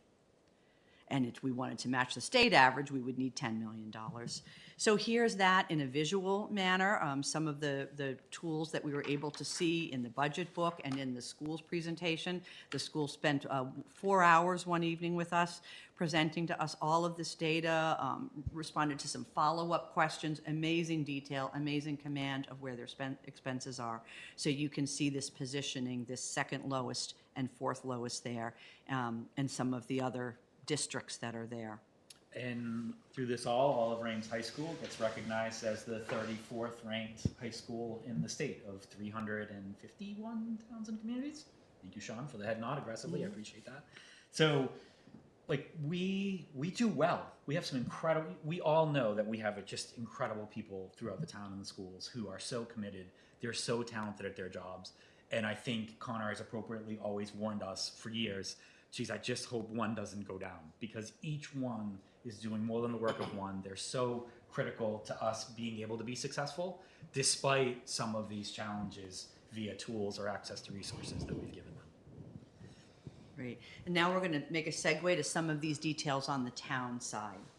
So same narrative. same bat channel, same bat time, for those of us that remember that show. It's 82 cents of every dollar is related to personnel. Slightly less, that's employee benefits and insurance included. And again, the next 12% are largely uninfluenceable. You have R&M, which is 3%, library. So the library is 3% of our spend. It's about $569,000. I think we all know this in the room, but when we're talking to our residents, I hope we are telling them how lucky we are in Easton, that we are the beneficiaries of an Ames Trust that provides about half the funding for the library. Library was my first finance committee designation partner, by the way, for the record. Thank you. But look, award-winning library, huge asset in the community. We get to spend much less than most other towns and cities to support their library. Go for it. And the library also provides some, I would call them stopgaps in our community that other communities have, maybe a larger funding service. One example is our EL. We have a volunteer, just started to work with us part-time, Julie Ang, who has just done an amazing job with volunteers to provide services to hundreds of folks who are coming to Easton and need to learn the language and become part of the community. Providing books to our different senior centers. Some of those are larger programs in other communities that the library, in this very great savings because of the Ames endowments, have been able to provide. So we're very, very proud of the places where the libraries try to sort of bridge some of those deficiencies. Yep. I will conclude on this slide with, if you look at every single one of these line items, we as a community and a leadership group have worked to address them. So the first one is people. We have really negotiated, thankfully, with our union partners aggressively to minimize the amount of increases. And that has been, again, to the credit of our leadership. If you look at R&M, we've done things like hire a plumber so that we are saving on the cost structure instead of outsourcing that. If you look at the library, we're fortunate. We have half of it paid for through a trust. Utilities, we've got solar. SEMREC was instituted to save hundreds of thousands of dollars on emergency response. Snow and ice, we're part of a purchasing collaborative. Veterans, we spend $200,000 and we get reimbursed the $200,000 that comes back in from grant state. Chapter 115. Thank you, Chapter 115, state program. And town council's the last item, and so now we're getting down into lower echelon of numbers of $125,000 that you'll see on the next slide. So again, people, we want to make sure we all appreciate how much effort has come into getting us to this point. That should be applauded, candidly. We all should be deserve credit and recognition for the efforts and the challenges that we've already headed off. And this just illustrates visually how big the blue part is, which is your people part, your headcount, and the programs and the services that they represent. That's important. And then again, you can go and look at the 1.3 million of other. That's kind of a big number to make sure you don't make sure it grows at the inflationary rate of 10%. You need it to grow at 3% just to stay neutral. But the highest level of expense will be sub $125,000 in all of those P&L line items. Town side, so how do we compare? Very similar narrative, no matter how you cut it, what communities you group, and literally we grouped at least 7 to 10 different groupings of communities. Easton spends less per resident than our average comparison groups. We spend $4,166. It's just over $400 or 9% less than the state average. It's the lowest spend per resident among our 8 comparable communities, and it's the second lowest spend per this group of neighboring towns. If we were to spend to our nearest peer in Chelmsford, it's $9 million more. The state average is $12 million. We're not saying we should spend those numbers. I want to re-emphasize that for the residents and for you folks. What we are saying, though, is we run really lean. I think the data, the evidence is there. And we can choose as a community to continue to run that lean, but we are absolutely at the point where we expect it to impact services programs via people. Or it's going to impact our residents via the tax base. We've done a decent job, really an incredible job to get to this point, but we're at an inflection point. Again, for ARPA funds rolling off, circumstances beyond our control, how much open space versus new growth we generate. There's a lot of items that are logical, and we've all heard the structural revenue deficit discussion, and there's great documents that are available to go into great detail. Tom, just on this slide, Sure. I noticed the last line was what our neighbor towns were. It was 12 million, but you mentioned the state. I don't see it here, but you said it's 12. If we were to spend the state average, it would be 12 million also. Sorry, I think that bottom piece should have said state average. Okay. Yep, would be 12 million, so I apologize. And this just gives you the visual. So Easton, if we just spent up to Chelmsford at the next level, which is 4,575. So it's a material leap when you think about that spend per person. It's a material leap for that person. But when you look at the per capita spend of the Cantons or the Dedhams or the Foxboroughs, you're well over $5,000.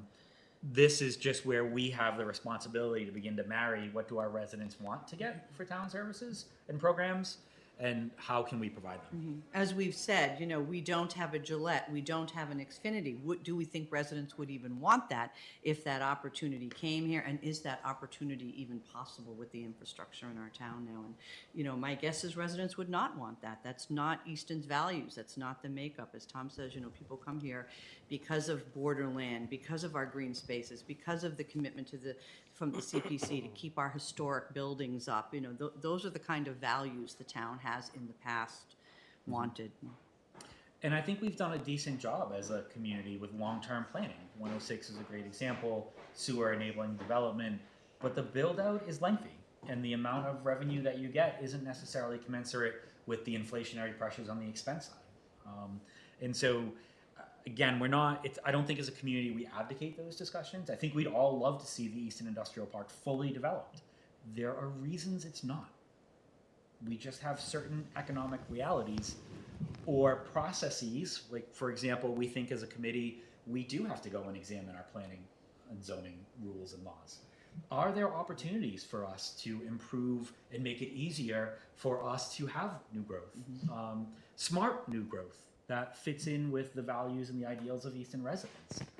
So the solutions are not easy. They're complex, lengthy in duration, and they really require the balancing of a lot of masters, some of which are at odds with each other. Next up, this is just a very quick, maybe it's one department that's over-indexing, and that's why we are so good. Actually, it's not. Every one of our major departments, police, fire, DPW, general government, human services, and culture, are well below our community comparison averages. 52% for the Easton government, 46% human services and culture, DPW's 20%, 14 police, and 5% fire.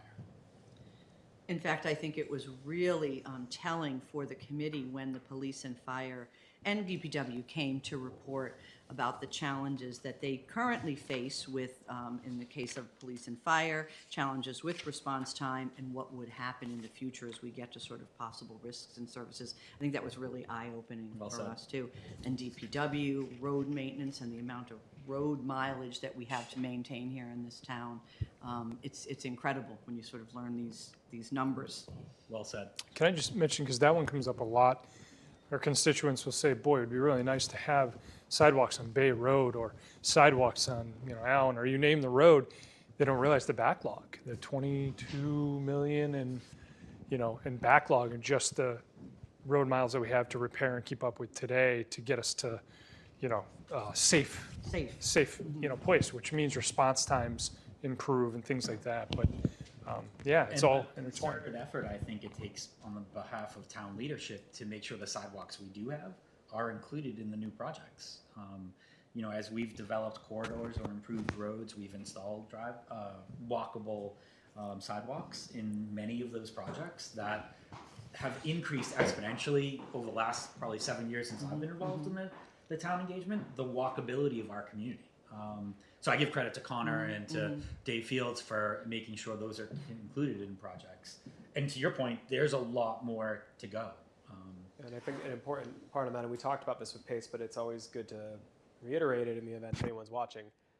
much like the schools rely on a state funding program, Chapter 70, that has, in the past 15 years, gone from funding a third of what it costs to run the Easton schools to 1/5. We rely on Chapter 90, which is a road funding program for a primary source of, bread and butter road work, repairs, not the mega projects you see like Depot Street, which we usually can accomplish through state and federal dollars, through good engineering and competitive grant writing, but for routine repairs, a program that Easton relies on, that the other 350 cities and towns of Massachusetts rely on, has been largely level funded at 2010 levels for most years in the past 15 years.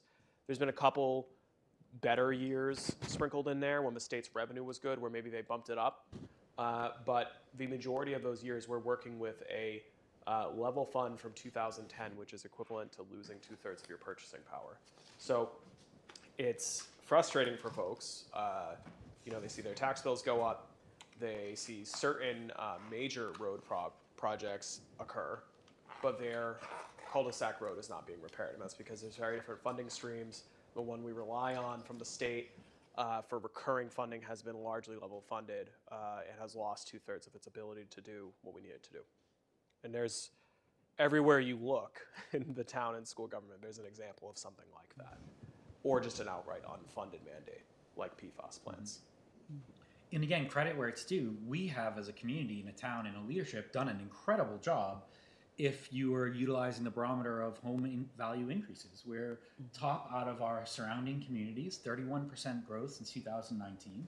So the values we expose, those priorities we've made, clearly have resonated, at least from that metric, which is a pretty good metric. We've grown. Not every community has done that. And I think that reflects that we're doing the right thing. I think it reflects why we put PACE together to preserve and sustain the services, literally. So we're doing good. I guess that's why it feels as when we present that it's not doom and gloom. We're doing good. We're doing well. We have to figure out how to sustain it and keep it going because it's obviously working. But that's another example of competing interests, right? So I can hear in my head people saying, well, if all your costs are going up, why are we inviting so many people to our community? Because that makes things cost more money. But if we're not building and we're not growing, that's where we get the extra tax revenue. So there's still a benefit to that. Yeah. You can't just close down, and not let anybody else in the town. Well said. Because we'd go out of business because we wouldn't be generating enough new growth to be able to continue to do things. So And that's kind of counterintuitive when you think about it. When the police and fire talked about how many calls we have now, the amount of calls that we get versus the amount of staff that we've had over the years, we have the same or less staff with a considerable amount of new calls. Absolutely. And that metric of numbers of people in town holds true for the schools as well, because you receive from the state based on numbers of pupils. So as Dr. Cabral always says, we want students, we want those numbers of students to increase. Right. And I think what Tom mentions, the metric about housing costs, I really like to talk about that one, that value, increased value, because that's a metric that can speak to everyone in town. Whether you sort of have a greater interest in townside government, public safety, schools, that can sort of divide people in a sense. But when you look at your home values, that's a metric that I think we all can look at as important to what decisions we make in this town. Well Right. said. One other example for you as you go through your conversations of opposing priorities, we prioritize as a community appropriately so affordable housing. And while in Easton, some might say that isn't necessarily an affordable price point, but new growth in juxtaposition with affordable housing, those can be at odds at times. And so that's just another example of where differing priorities, both appropriate, can sometimes negate one or the other as you go through it. This was just the slide on the percentage decrease by major department. And we've talked about this, so I won't beat a dead horse, but we run lean on purpose. That is okay. The bang for the buck that we get, good for us. Thank you to everybody who's working so hard to get us that.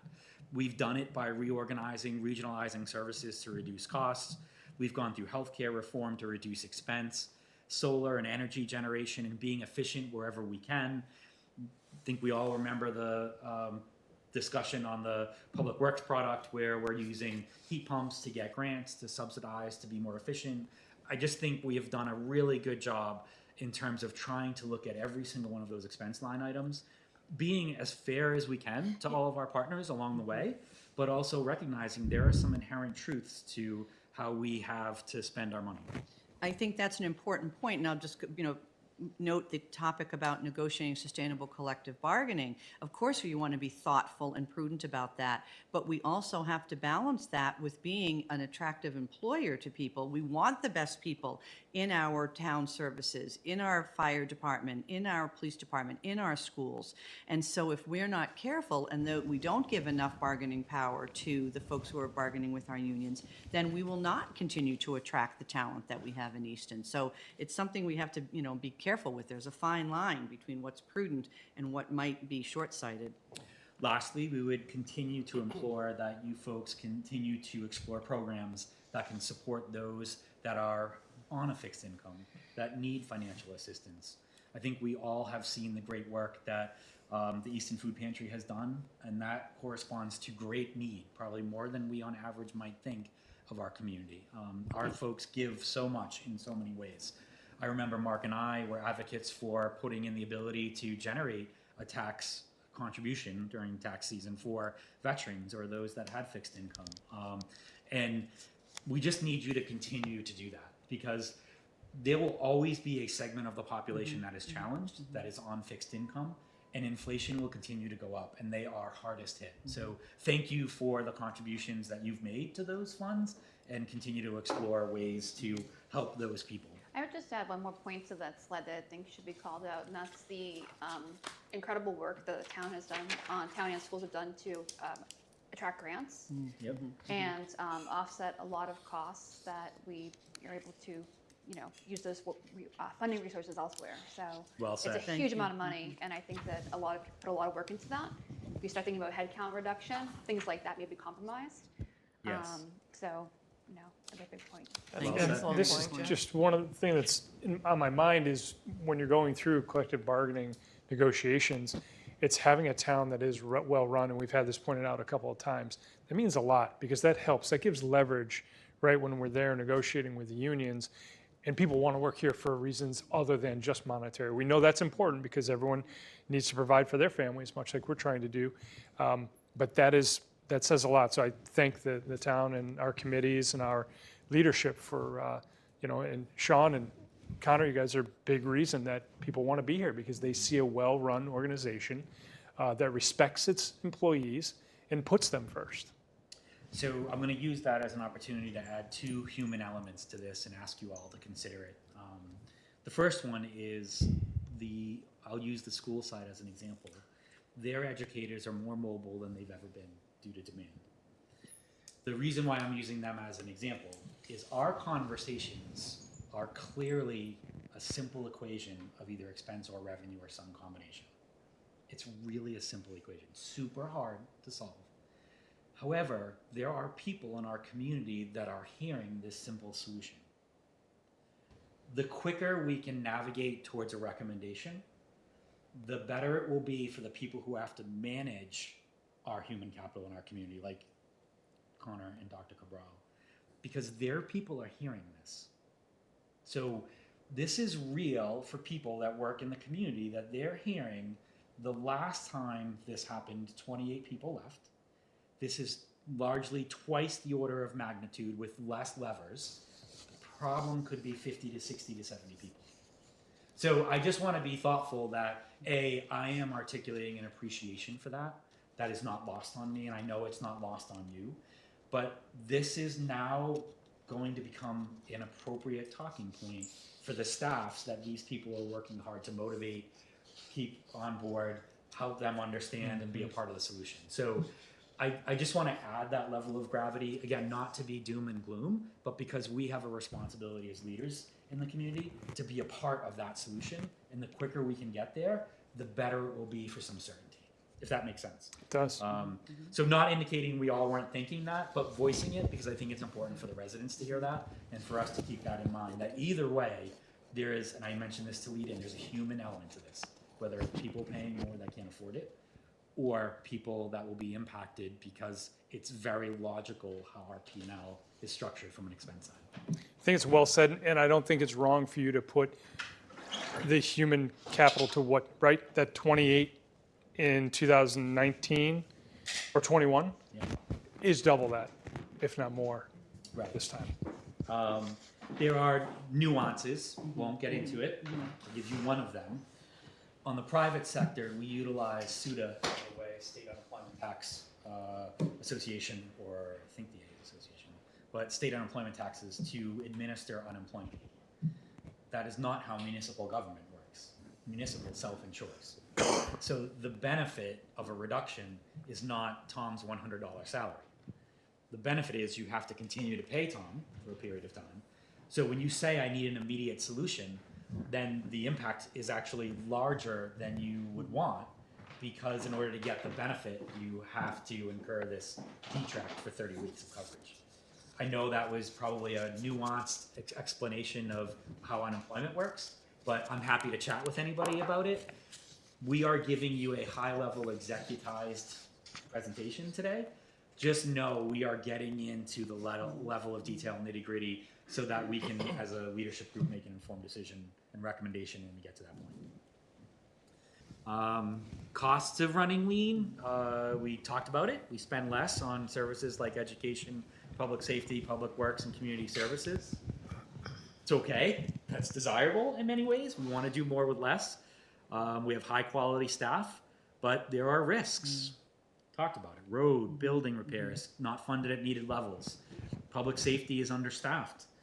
Part of the risk from Chief, it was on the record, is he would really hate to see that if we had to, our police station would go dark overnight. I'm not sure that folks, I did not know what that was until we discussed it. The Right. fact that there's no personnel at the police station, everyone who's working are out on patrols, I should say, on patrols, thank you. Well, who's getting patrols, and you know, the services, how many times do you see people pulling up, can you help me install my car seat, or just going in to check on something?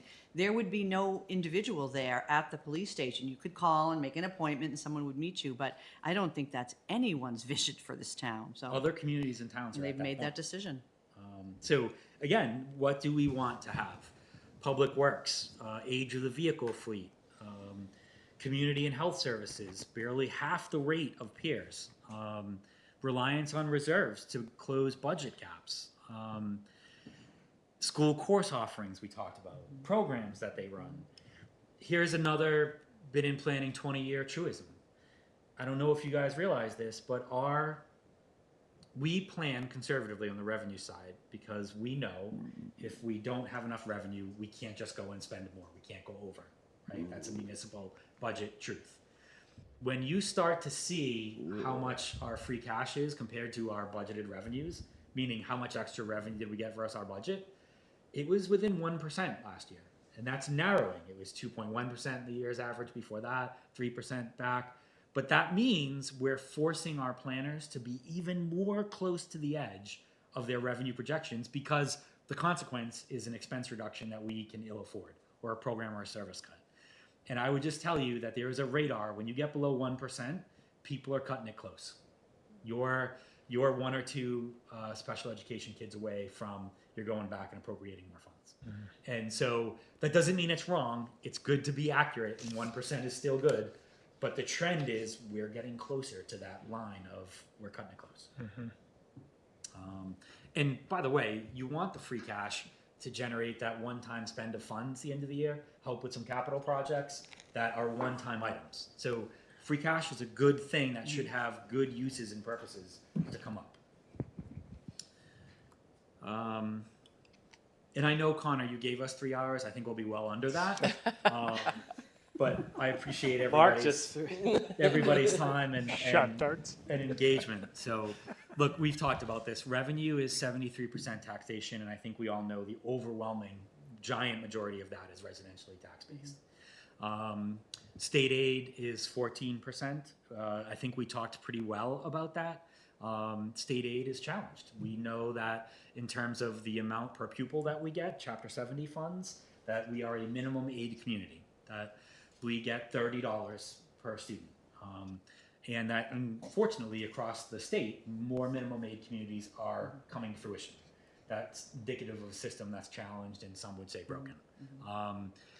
That's based on a very, very complicated formula. You can see it on the website of the Department of Elementary and Secondary Services. But as Tom says, many more communities have moved into that. And Dr. Cabral, the school committee, so many representatives continue to go to the State House to try to talk about that formula, get it fixed, address it.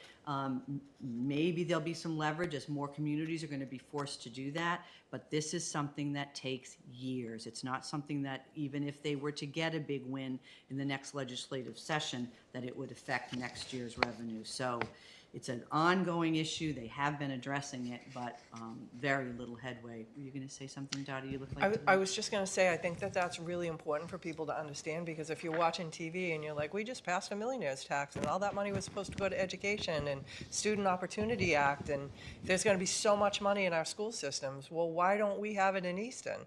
And those are the reasons, because of, the foundation formula and a number of other things like that. But I think it's tough, because if you're not somebody who really is a policy wonk that pays a lot of attention to this, and you're the average person, I'm going to be like, I don't understand. I can't believe it, because where's this I'm money? hearing all these people talking about how there's tons of money for education now. So, And timing is a big issue too, as Dr. Cabral discussed. Kindergarten registration is one example.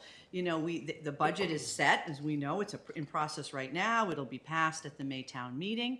And folks don't usually register for kindergarten until August. Oh, by the way, I'm back from my summer vacation. I got to get my kids registered for kindergarten. So those numbers, you may plan on X and get Y. And that's just one example of many, many things, as I know happens at the town too, with states not confirming things until after your budget is set. So again, it's a logical equation. 72% of our revenue is taxation. Majority of that is governed by a 2.5% cap. We know inflation pressures are larger than 2.5%. The new growth, you'll see it later, but I'll give you the takeaway. New growth is on average $700,000 to $800,000 a year.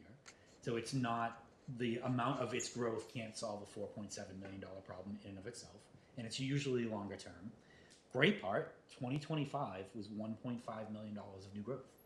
So it's not like we're not working the problems. State aid, we're not, I should say it in the positive.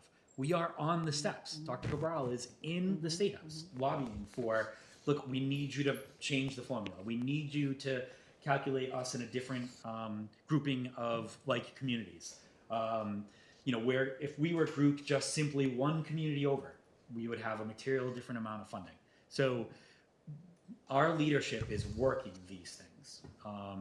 But state aid is not something that you'll change next week, probably not next year, candidly. So we've been working against that for years. So now just keep going forward. Local receipts you see is a smaller piece of the pie. And then you look at reserves and other that we've been using to support revenue. You can see where the answer on the revenue side lies. It's taxation, candidly. Next up, what have we done to improve sustainable revenue? Clearly 2.5, I just spoke about it. That's the max that it can be.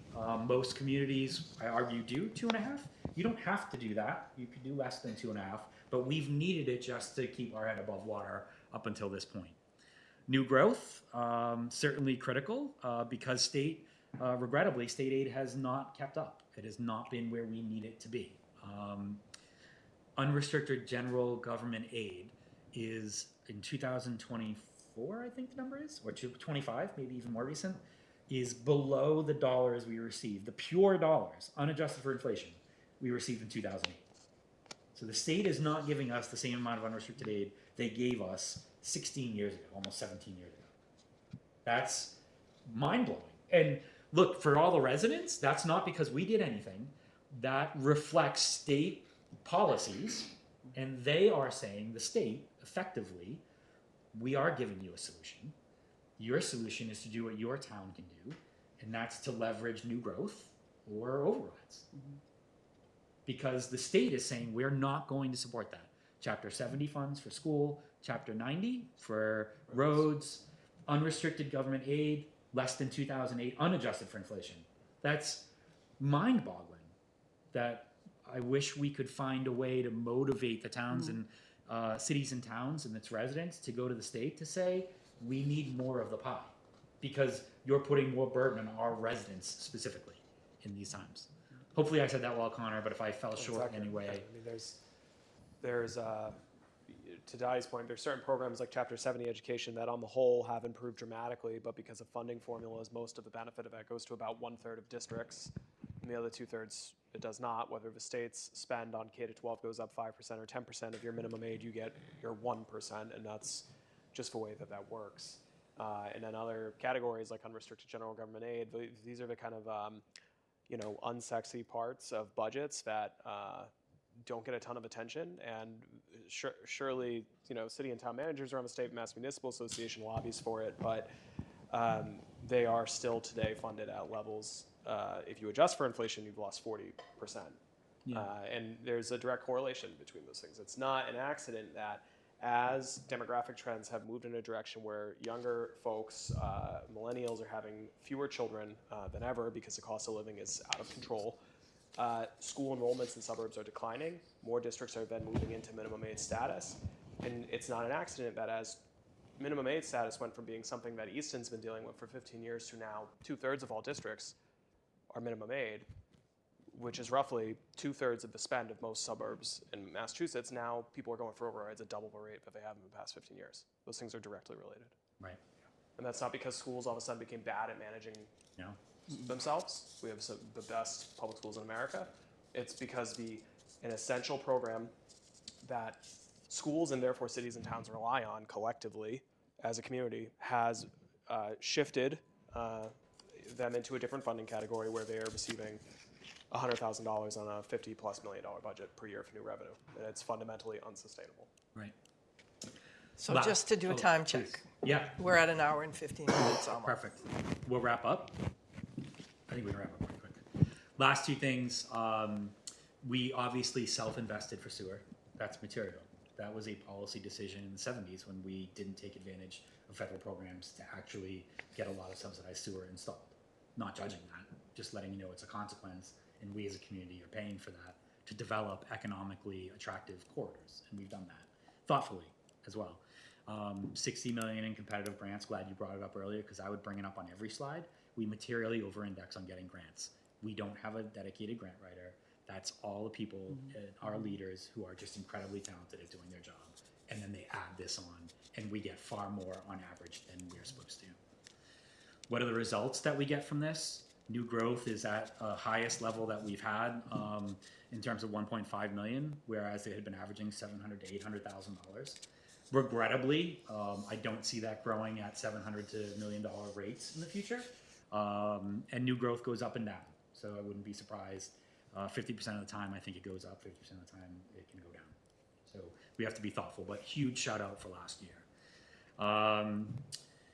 The Economist, as we talked about, public infrastructure service enhancements grow home values. So you can Google, does spend in your school system equate to home value increase? You will get Wall Street articles, Wall Street Journal articles. This is not Tom Broussard or Indeed or Zillow. You'll get really bona fide articles that have strong correlations and data sets that say investing in your community, whether it's school or town services, results in home value increases. There's a correlation. I'm going to bring this home, but we talked about it. Local receipts, enterprise funds, just so everybody knows, we don't talk about enterprise funds because they're use constrained. So if you raise water revenue, it goes to water expense. But in case you get asked, well, what about the enterprise funds? You now have a reason why we're not talking about that $10.9 million of revenue. But I just wanted to make sure I brought it up for you folks to prepare you. State aid is long-term and state-dependent. We can't just vote that as a change. New growth, arguably, is a medium to long-term thing. Building corridors is a long-term aspect. Thankfully, attracting an Avalon can give you a big boost. It's our largest taxpayer. But all of those things, on average, to the size of impacting millions of dollars, usually take time and a lot of effort. The 2.5% increase is immediate. It's the max allowed, so you can't go more. And the override is the last vehicle that is both immediate and accessible, and it requires town vote. So at the end of the day, I think we can wrap this up logically by stating if this is an expense side oriented solution, it will, in the highest degree possible, impact people, programs, and services. And if it's a revenue side solution, by May of 2025, it by definition has to come, simple math, from an override. Or it could be a combination of either of those two things. Biggest thing we could do now is just implore you, I'll give you guys cards to take one, pass it down. But if you have social media, post it, ask people to come on January 8th. We want people to ask questions. We want people to, there's a lot of people, and I think we on this committee, on this board can appreciate it. A lot of times residents will say, it must be hard to always get tough questions or crappy questions or hard questions or they're poking at you. Absolutely not. We want that. We want you to come and challenge our assumptions, ask the questions so that either A, you'll be more informed and understand, B, we may learn and we can get better and make a better recommendation, but the consequences are great. So just for folks at home, that January 8th is at the Queesit House, that building right next to the library. It's from 6 to 8 in the evening. The format will be an opportunity to hear this presentation a couple of times in the evening, but also an opportunity to talk with town side, school side, specifically with the leaders and those department heads, sort of on very specific issues that might interest you. So we really hope that we have a great turnout at that and that you'll spread the word. I'm going to keep it super simple on expectations, but all of you need to bring 10 people. If you all brought 10 people, we would have 50 people, which is roughly 25% sometimes of our 200-person quorum town meetings. And given the fact the people that you know, they are great people that will probably be able to communicate with others, and that's what we need. We don't want people surprised. So when you show up with less than 10 people, I will count them. Just want you to know. But I remember somebody challenging me when I ran for town board, and they said it's really not that hard. Just get people to bring 5 or 10 people.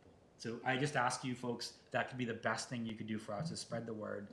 Ask us questions after this. I know it was an hour and a half, but we did our best to share with you well over 40 or 50 hours and thousands of documents so that you could have a foundation to begin to formulate how you can engage your constituents and get them to understand, what do you want? The solution, how are you going to recommend this? Yeah, this was truly a condensed summary, believe it or not. I'd also say ask people that aren't your friends. Well said. Ask people that challenge you and disagree with you, because when we made the appointments to the residents that serve on this committee, I think this board was very thoughtful in not appointing everyone that had the same kind of mindset. And there has been some very robust discussions because of the different perspectives that people have. And I think that that's really important. If we just bring all the people that are going to think the same way we think, I don't think we're not going to learn a lot from that. So, thank you. That's a Well very, said. very important point. Think of the questions. If it's an expense side solution and it's $4 to $5 million, then the questions become, how do we go and get that? How do we value the town side, the school side? How do we understand what the residents in our community prioritize? I honestly, we're all heavily engaged in this community, and I can tell you for myself, I'm ill-equipped to answer that question given the magnitude of impact. So we're just working real hard to get smart. And if it's on the revenue side, we all know of those individuals that we've met personally in this community that are on fixed incomes. We know the impact it could have on people and the decisions that it will force them to make. And we've got some other big projects that are coming live, like the Public Works project, which is appropriate to be considered.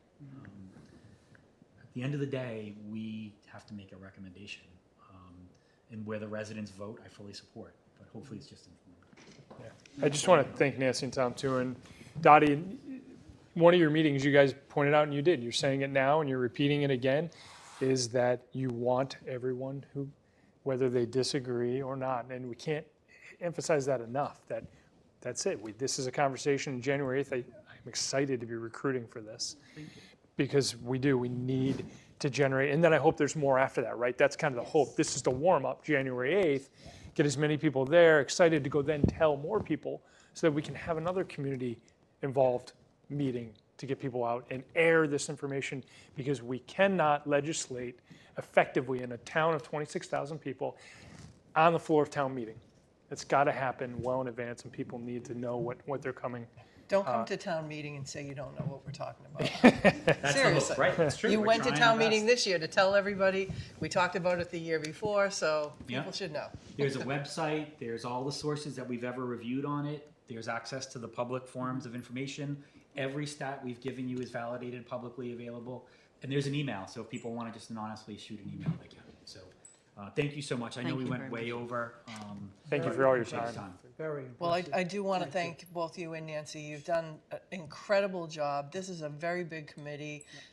You've done a wonderful job managing the just the expectations from meeting to meeting, so the people could be prepared. You could give out homework, and you've really just done an amazing job, both Thanks, of you. I appreciate that. I know I speak for Nancy, but that team's just incredible. It is. So It is. any success we're having is because everybody's working really hard. That is correct. It's appreciated. That's correct. Yes, it's packaged beautifully for January. Like, it's just really clear, cohesive, it hits the right data points. And I think none of this is surprising. If you've been in the weeds of it for years, then I think we were kind of expecting to be in this position back in 2019. And then COVID happened and kind of kicked the can down the road on facing this reality. Yeah. So we've known this was coming Yeah. and done everything we can to mitigate the impact of that. But And- there's only so much you can do when it's a structural problem. And so. in 21, 26 people were impacted. That's So right. So even with yeah.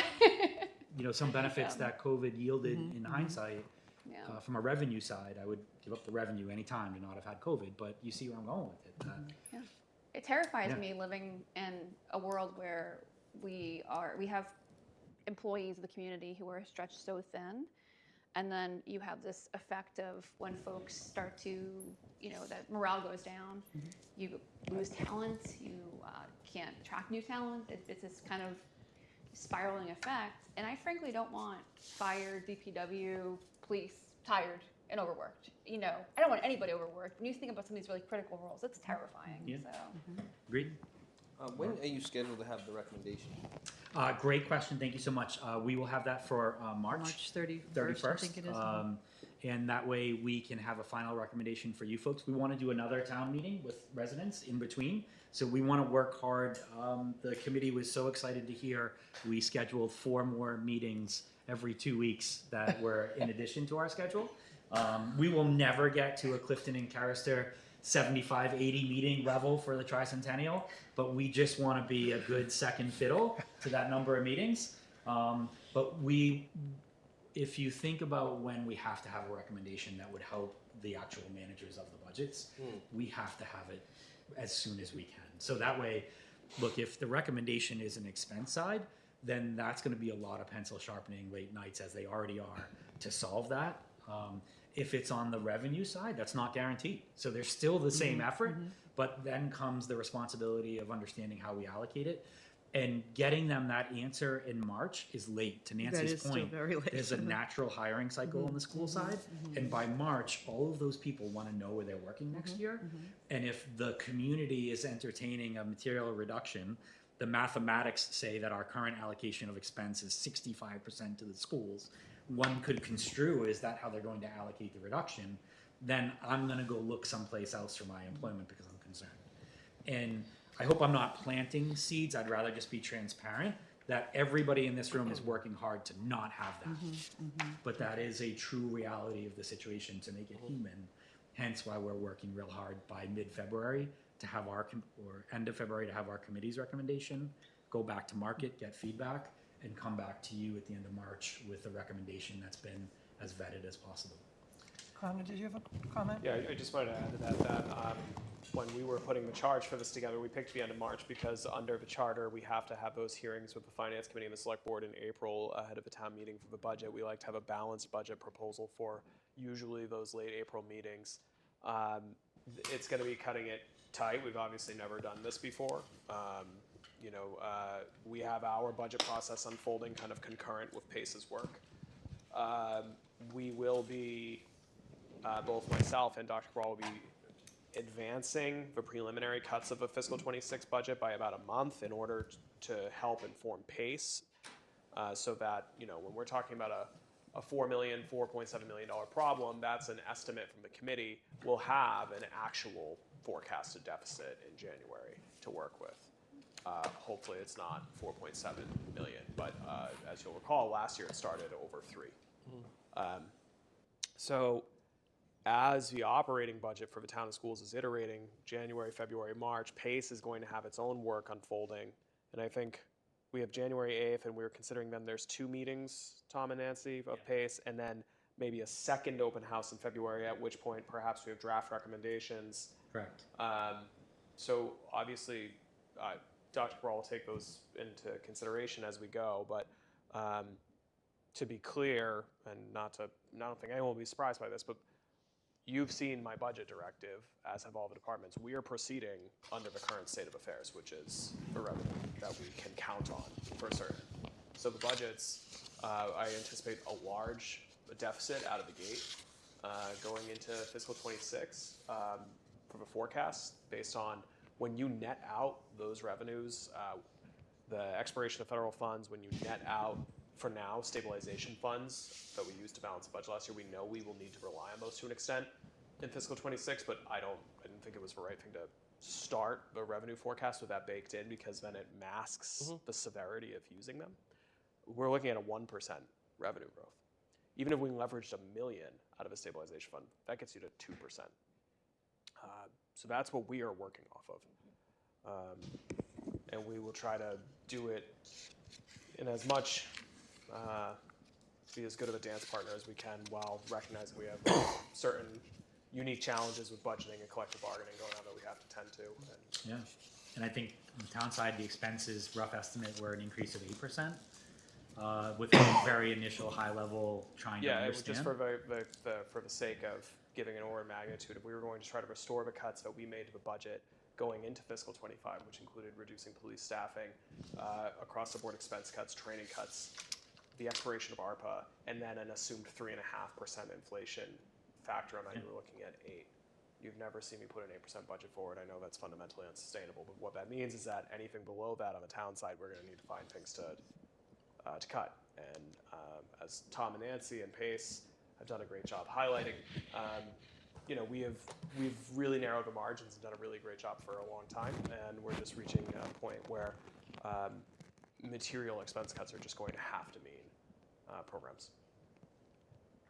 Awesome. I'm going to Thank you so much. So nobody else has questions. But no, thank you guys. Reach out to us. You know where to find us. Thanks, I Nancy. appreciate your support, because we're going to need you guys. Thank you. Thank you both. Thank you. Appreciate it. And thank the team for us.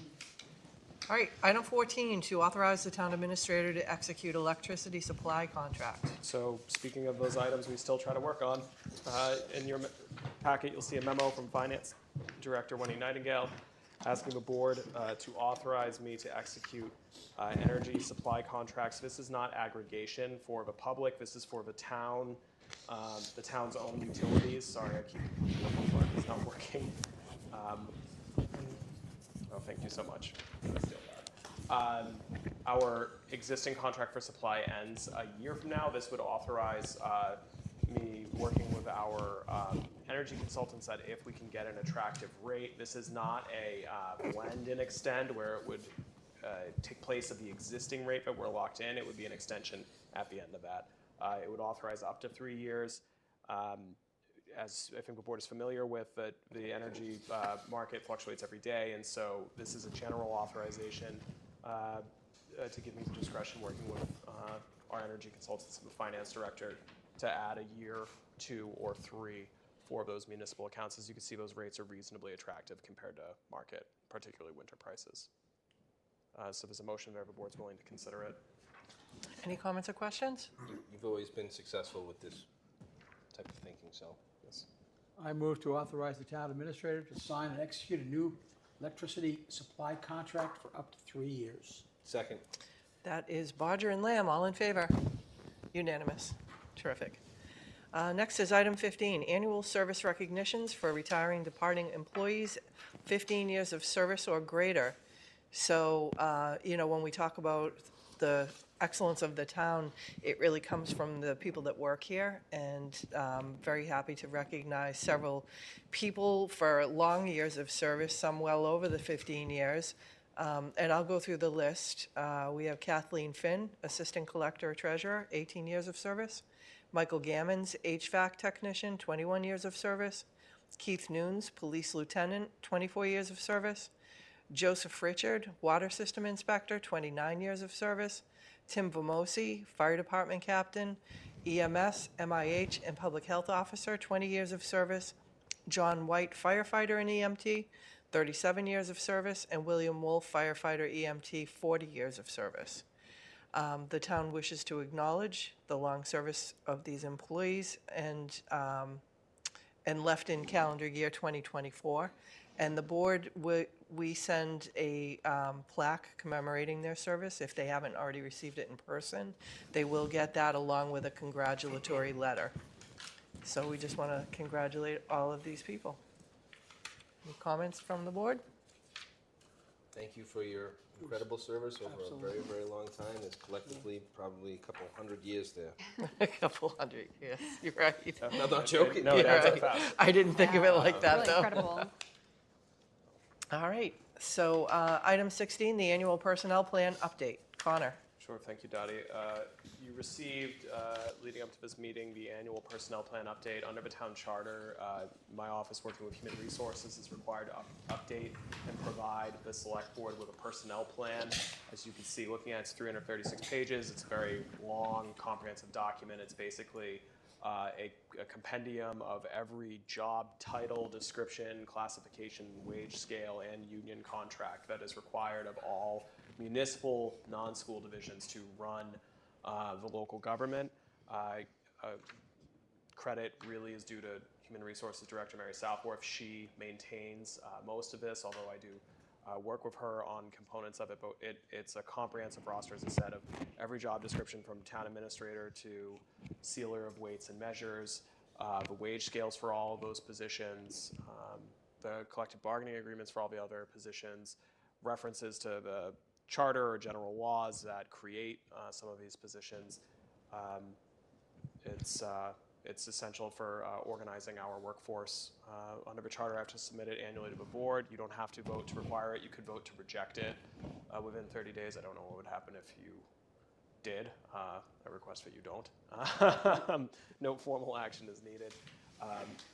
This is one of those documents that over time we've just felt is the right thing, although it's certainly not required. We put our whole personnel plan online every year as well. Anyone who's curious about, when we're talking about PACE or things like that, wages, all of that stuff is out there. I think that's important to have that full transparency. I think that's one of the things that I respected about Easton before I was on the board and while I'm on the board is that we've always had a very high level of transparency in everything that we've done. Any comments or questions on the personnel plan? All right, well, thank you, and thank Mary for the excellent work on that plan as well. Thank you. All right, we are at the end. Acceptance of minutes for December 2nd, 2024. So moved, Barger. Second. Bodger and Lamb, all in favor? Unanimous.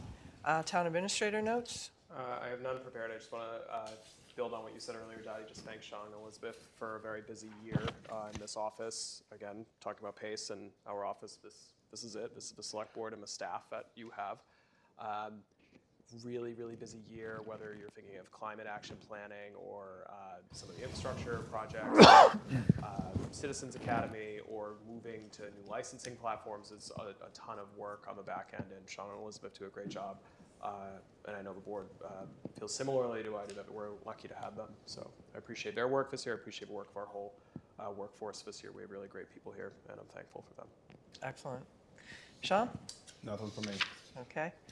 Select board? I'm going to say thank you as well to everyone, Elizabeth, Sean, Connor, for all the work. And I know that 25 is going to be a lot of work. I echo that sentiment. Everyone's like sharing things, right? So every year we usually can't go to more than a couple hours of the holiday event. But this year our schedule was different and we were able to go to both days. So it was really exciting for the kids. And just, hats off to the Easton Lions and all the volunteers and community members and, the town's involvement it ended up being a fantastic event with great participation from the community. The parade was actually absolutely adorable and amazing, and seeing the little dogs in costumes was so fun. And my kids were among the excited group of kids that ended up getting pulled up while the tree was getting lit in the rockery, so that was really exciting for them. But yeah, it was just a really magical weekend. I felt like you're living in a Hallmark movie. So We are. we sometimes are. Thank you. You guys have been incredible this past year. Thank you to my colleagues for us another successful year. Happy holidays to everyone, and be safe and have a happy new year. I just want to thank my colleagues for all the work that you guys have put in over the last year. It's been a delight working with you. I look forward to many more years of working collaboratively with you. I think that when people talk about the town of Easton, not only do they talk about the town administrator and the staff, but they talk about the select board. And I've heard more than once people talk about this is the best select board that they've ever experienced in their time in Easton. And I thank you all for that. I'm also very excited about the 300th anniversary. I'm not going to dress like Dave, and I refuse to wear that, but I enjoyed seeing them that way, and I'm really very pleased to be part of that committee, and I'm very excited about the enthusiasm that I feel in the community for the 300th. So I look forward to all those events. And again, just want to thank the staff, Connor, your leadership over these years, especially this past year. As times get tougher, you see people really having to work together a lot tighter. The town and the school relationship through the PACE shows that a lot as well. And the community, this community is wonderful. And the new volunteers that we've seen all year, there's been so many wonderful things that have happened. And, you know, this really is, I truly enjoy and respect working with every member of this board. I think we have really great perspectives individually and collectively. And I think, you know, we're all working a lot harder than people know we are for making these things work and look smooth. So, and then last, I just want to thank ECAT, and especially Joe. He's at everything. ECAT really brings that transparency. We don't have newspapers anymore. It's very hard to get information out there, and Joe is at these meetings with a smile, and his colleagues at all the concerts, at all the events, at all the sporting things. So I just really want to thank ECAT and recognize them for their wonderful work. So with that, we are going to have an executive session under Purpose 3 of Mass General Law, Chapter 30A, Section 21A, to discuss strategy with respect to collective bargaining with all town bargaining units. And we are going to do so not to return to the public session. So we're going to, this will be the end of it for our calendar year 2024. I wish everybody happy holidays and a happy new year. And hopefully I'll see some people at the New Year's party with Steve Smith and the Nakeds at Oak Ames Hall. Get your tickets online.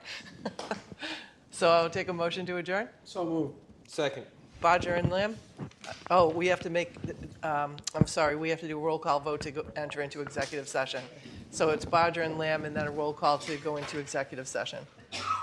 Stebbins, yes. Stacy, yes. Lamb, yes. Full Janetti, yes. Barger, yes. Okay, now we're done. You guys want to sign this so we can give it to Elizabeth? Yeah. Yeah.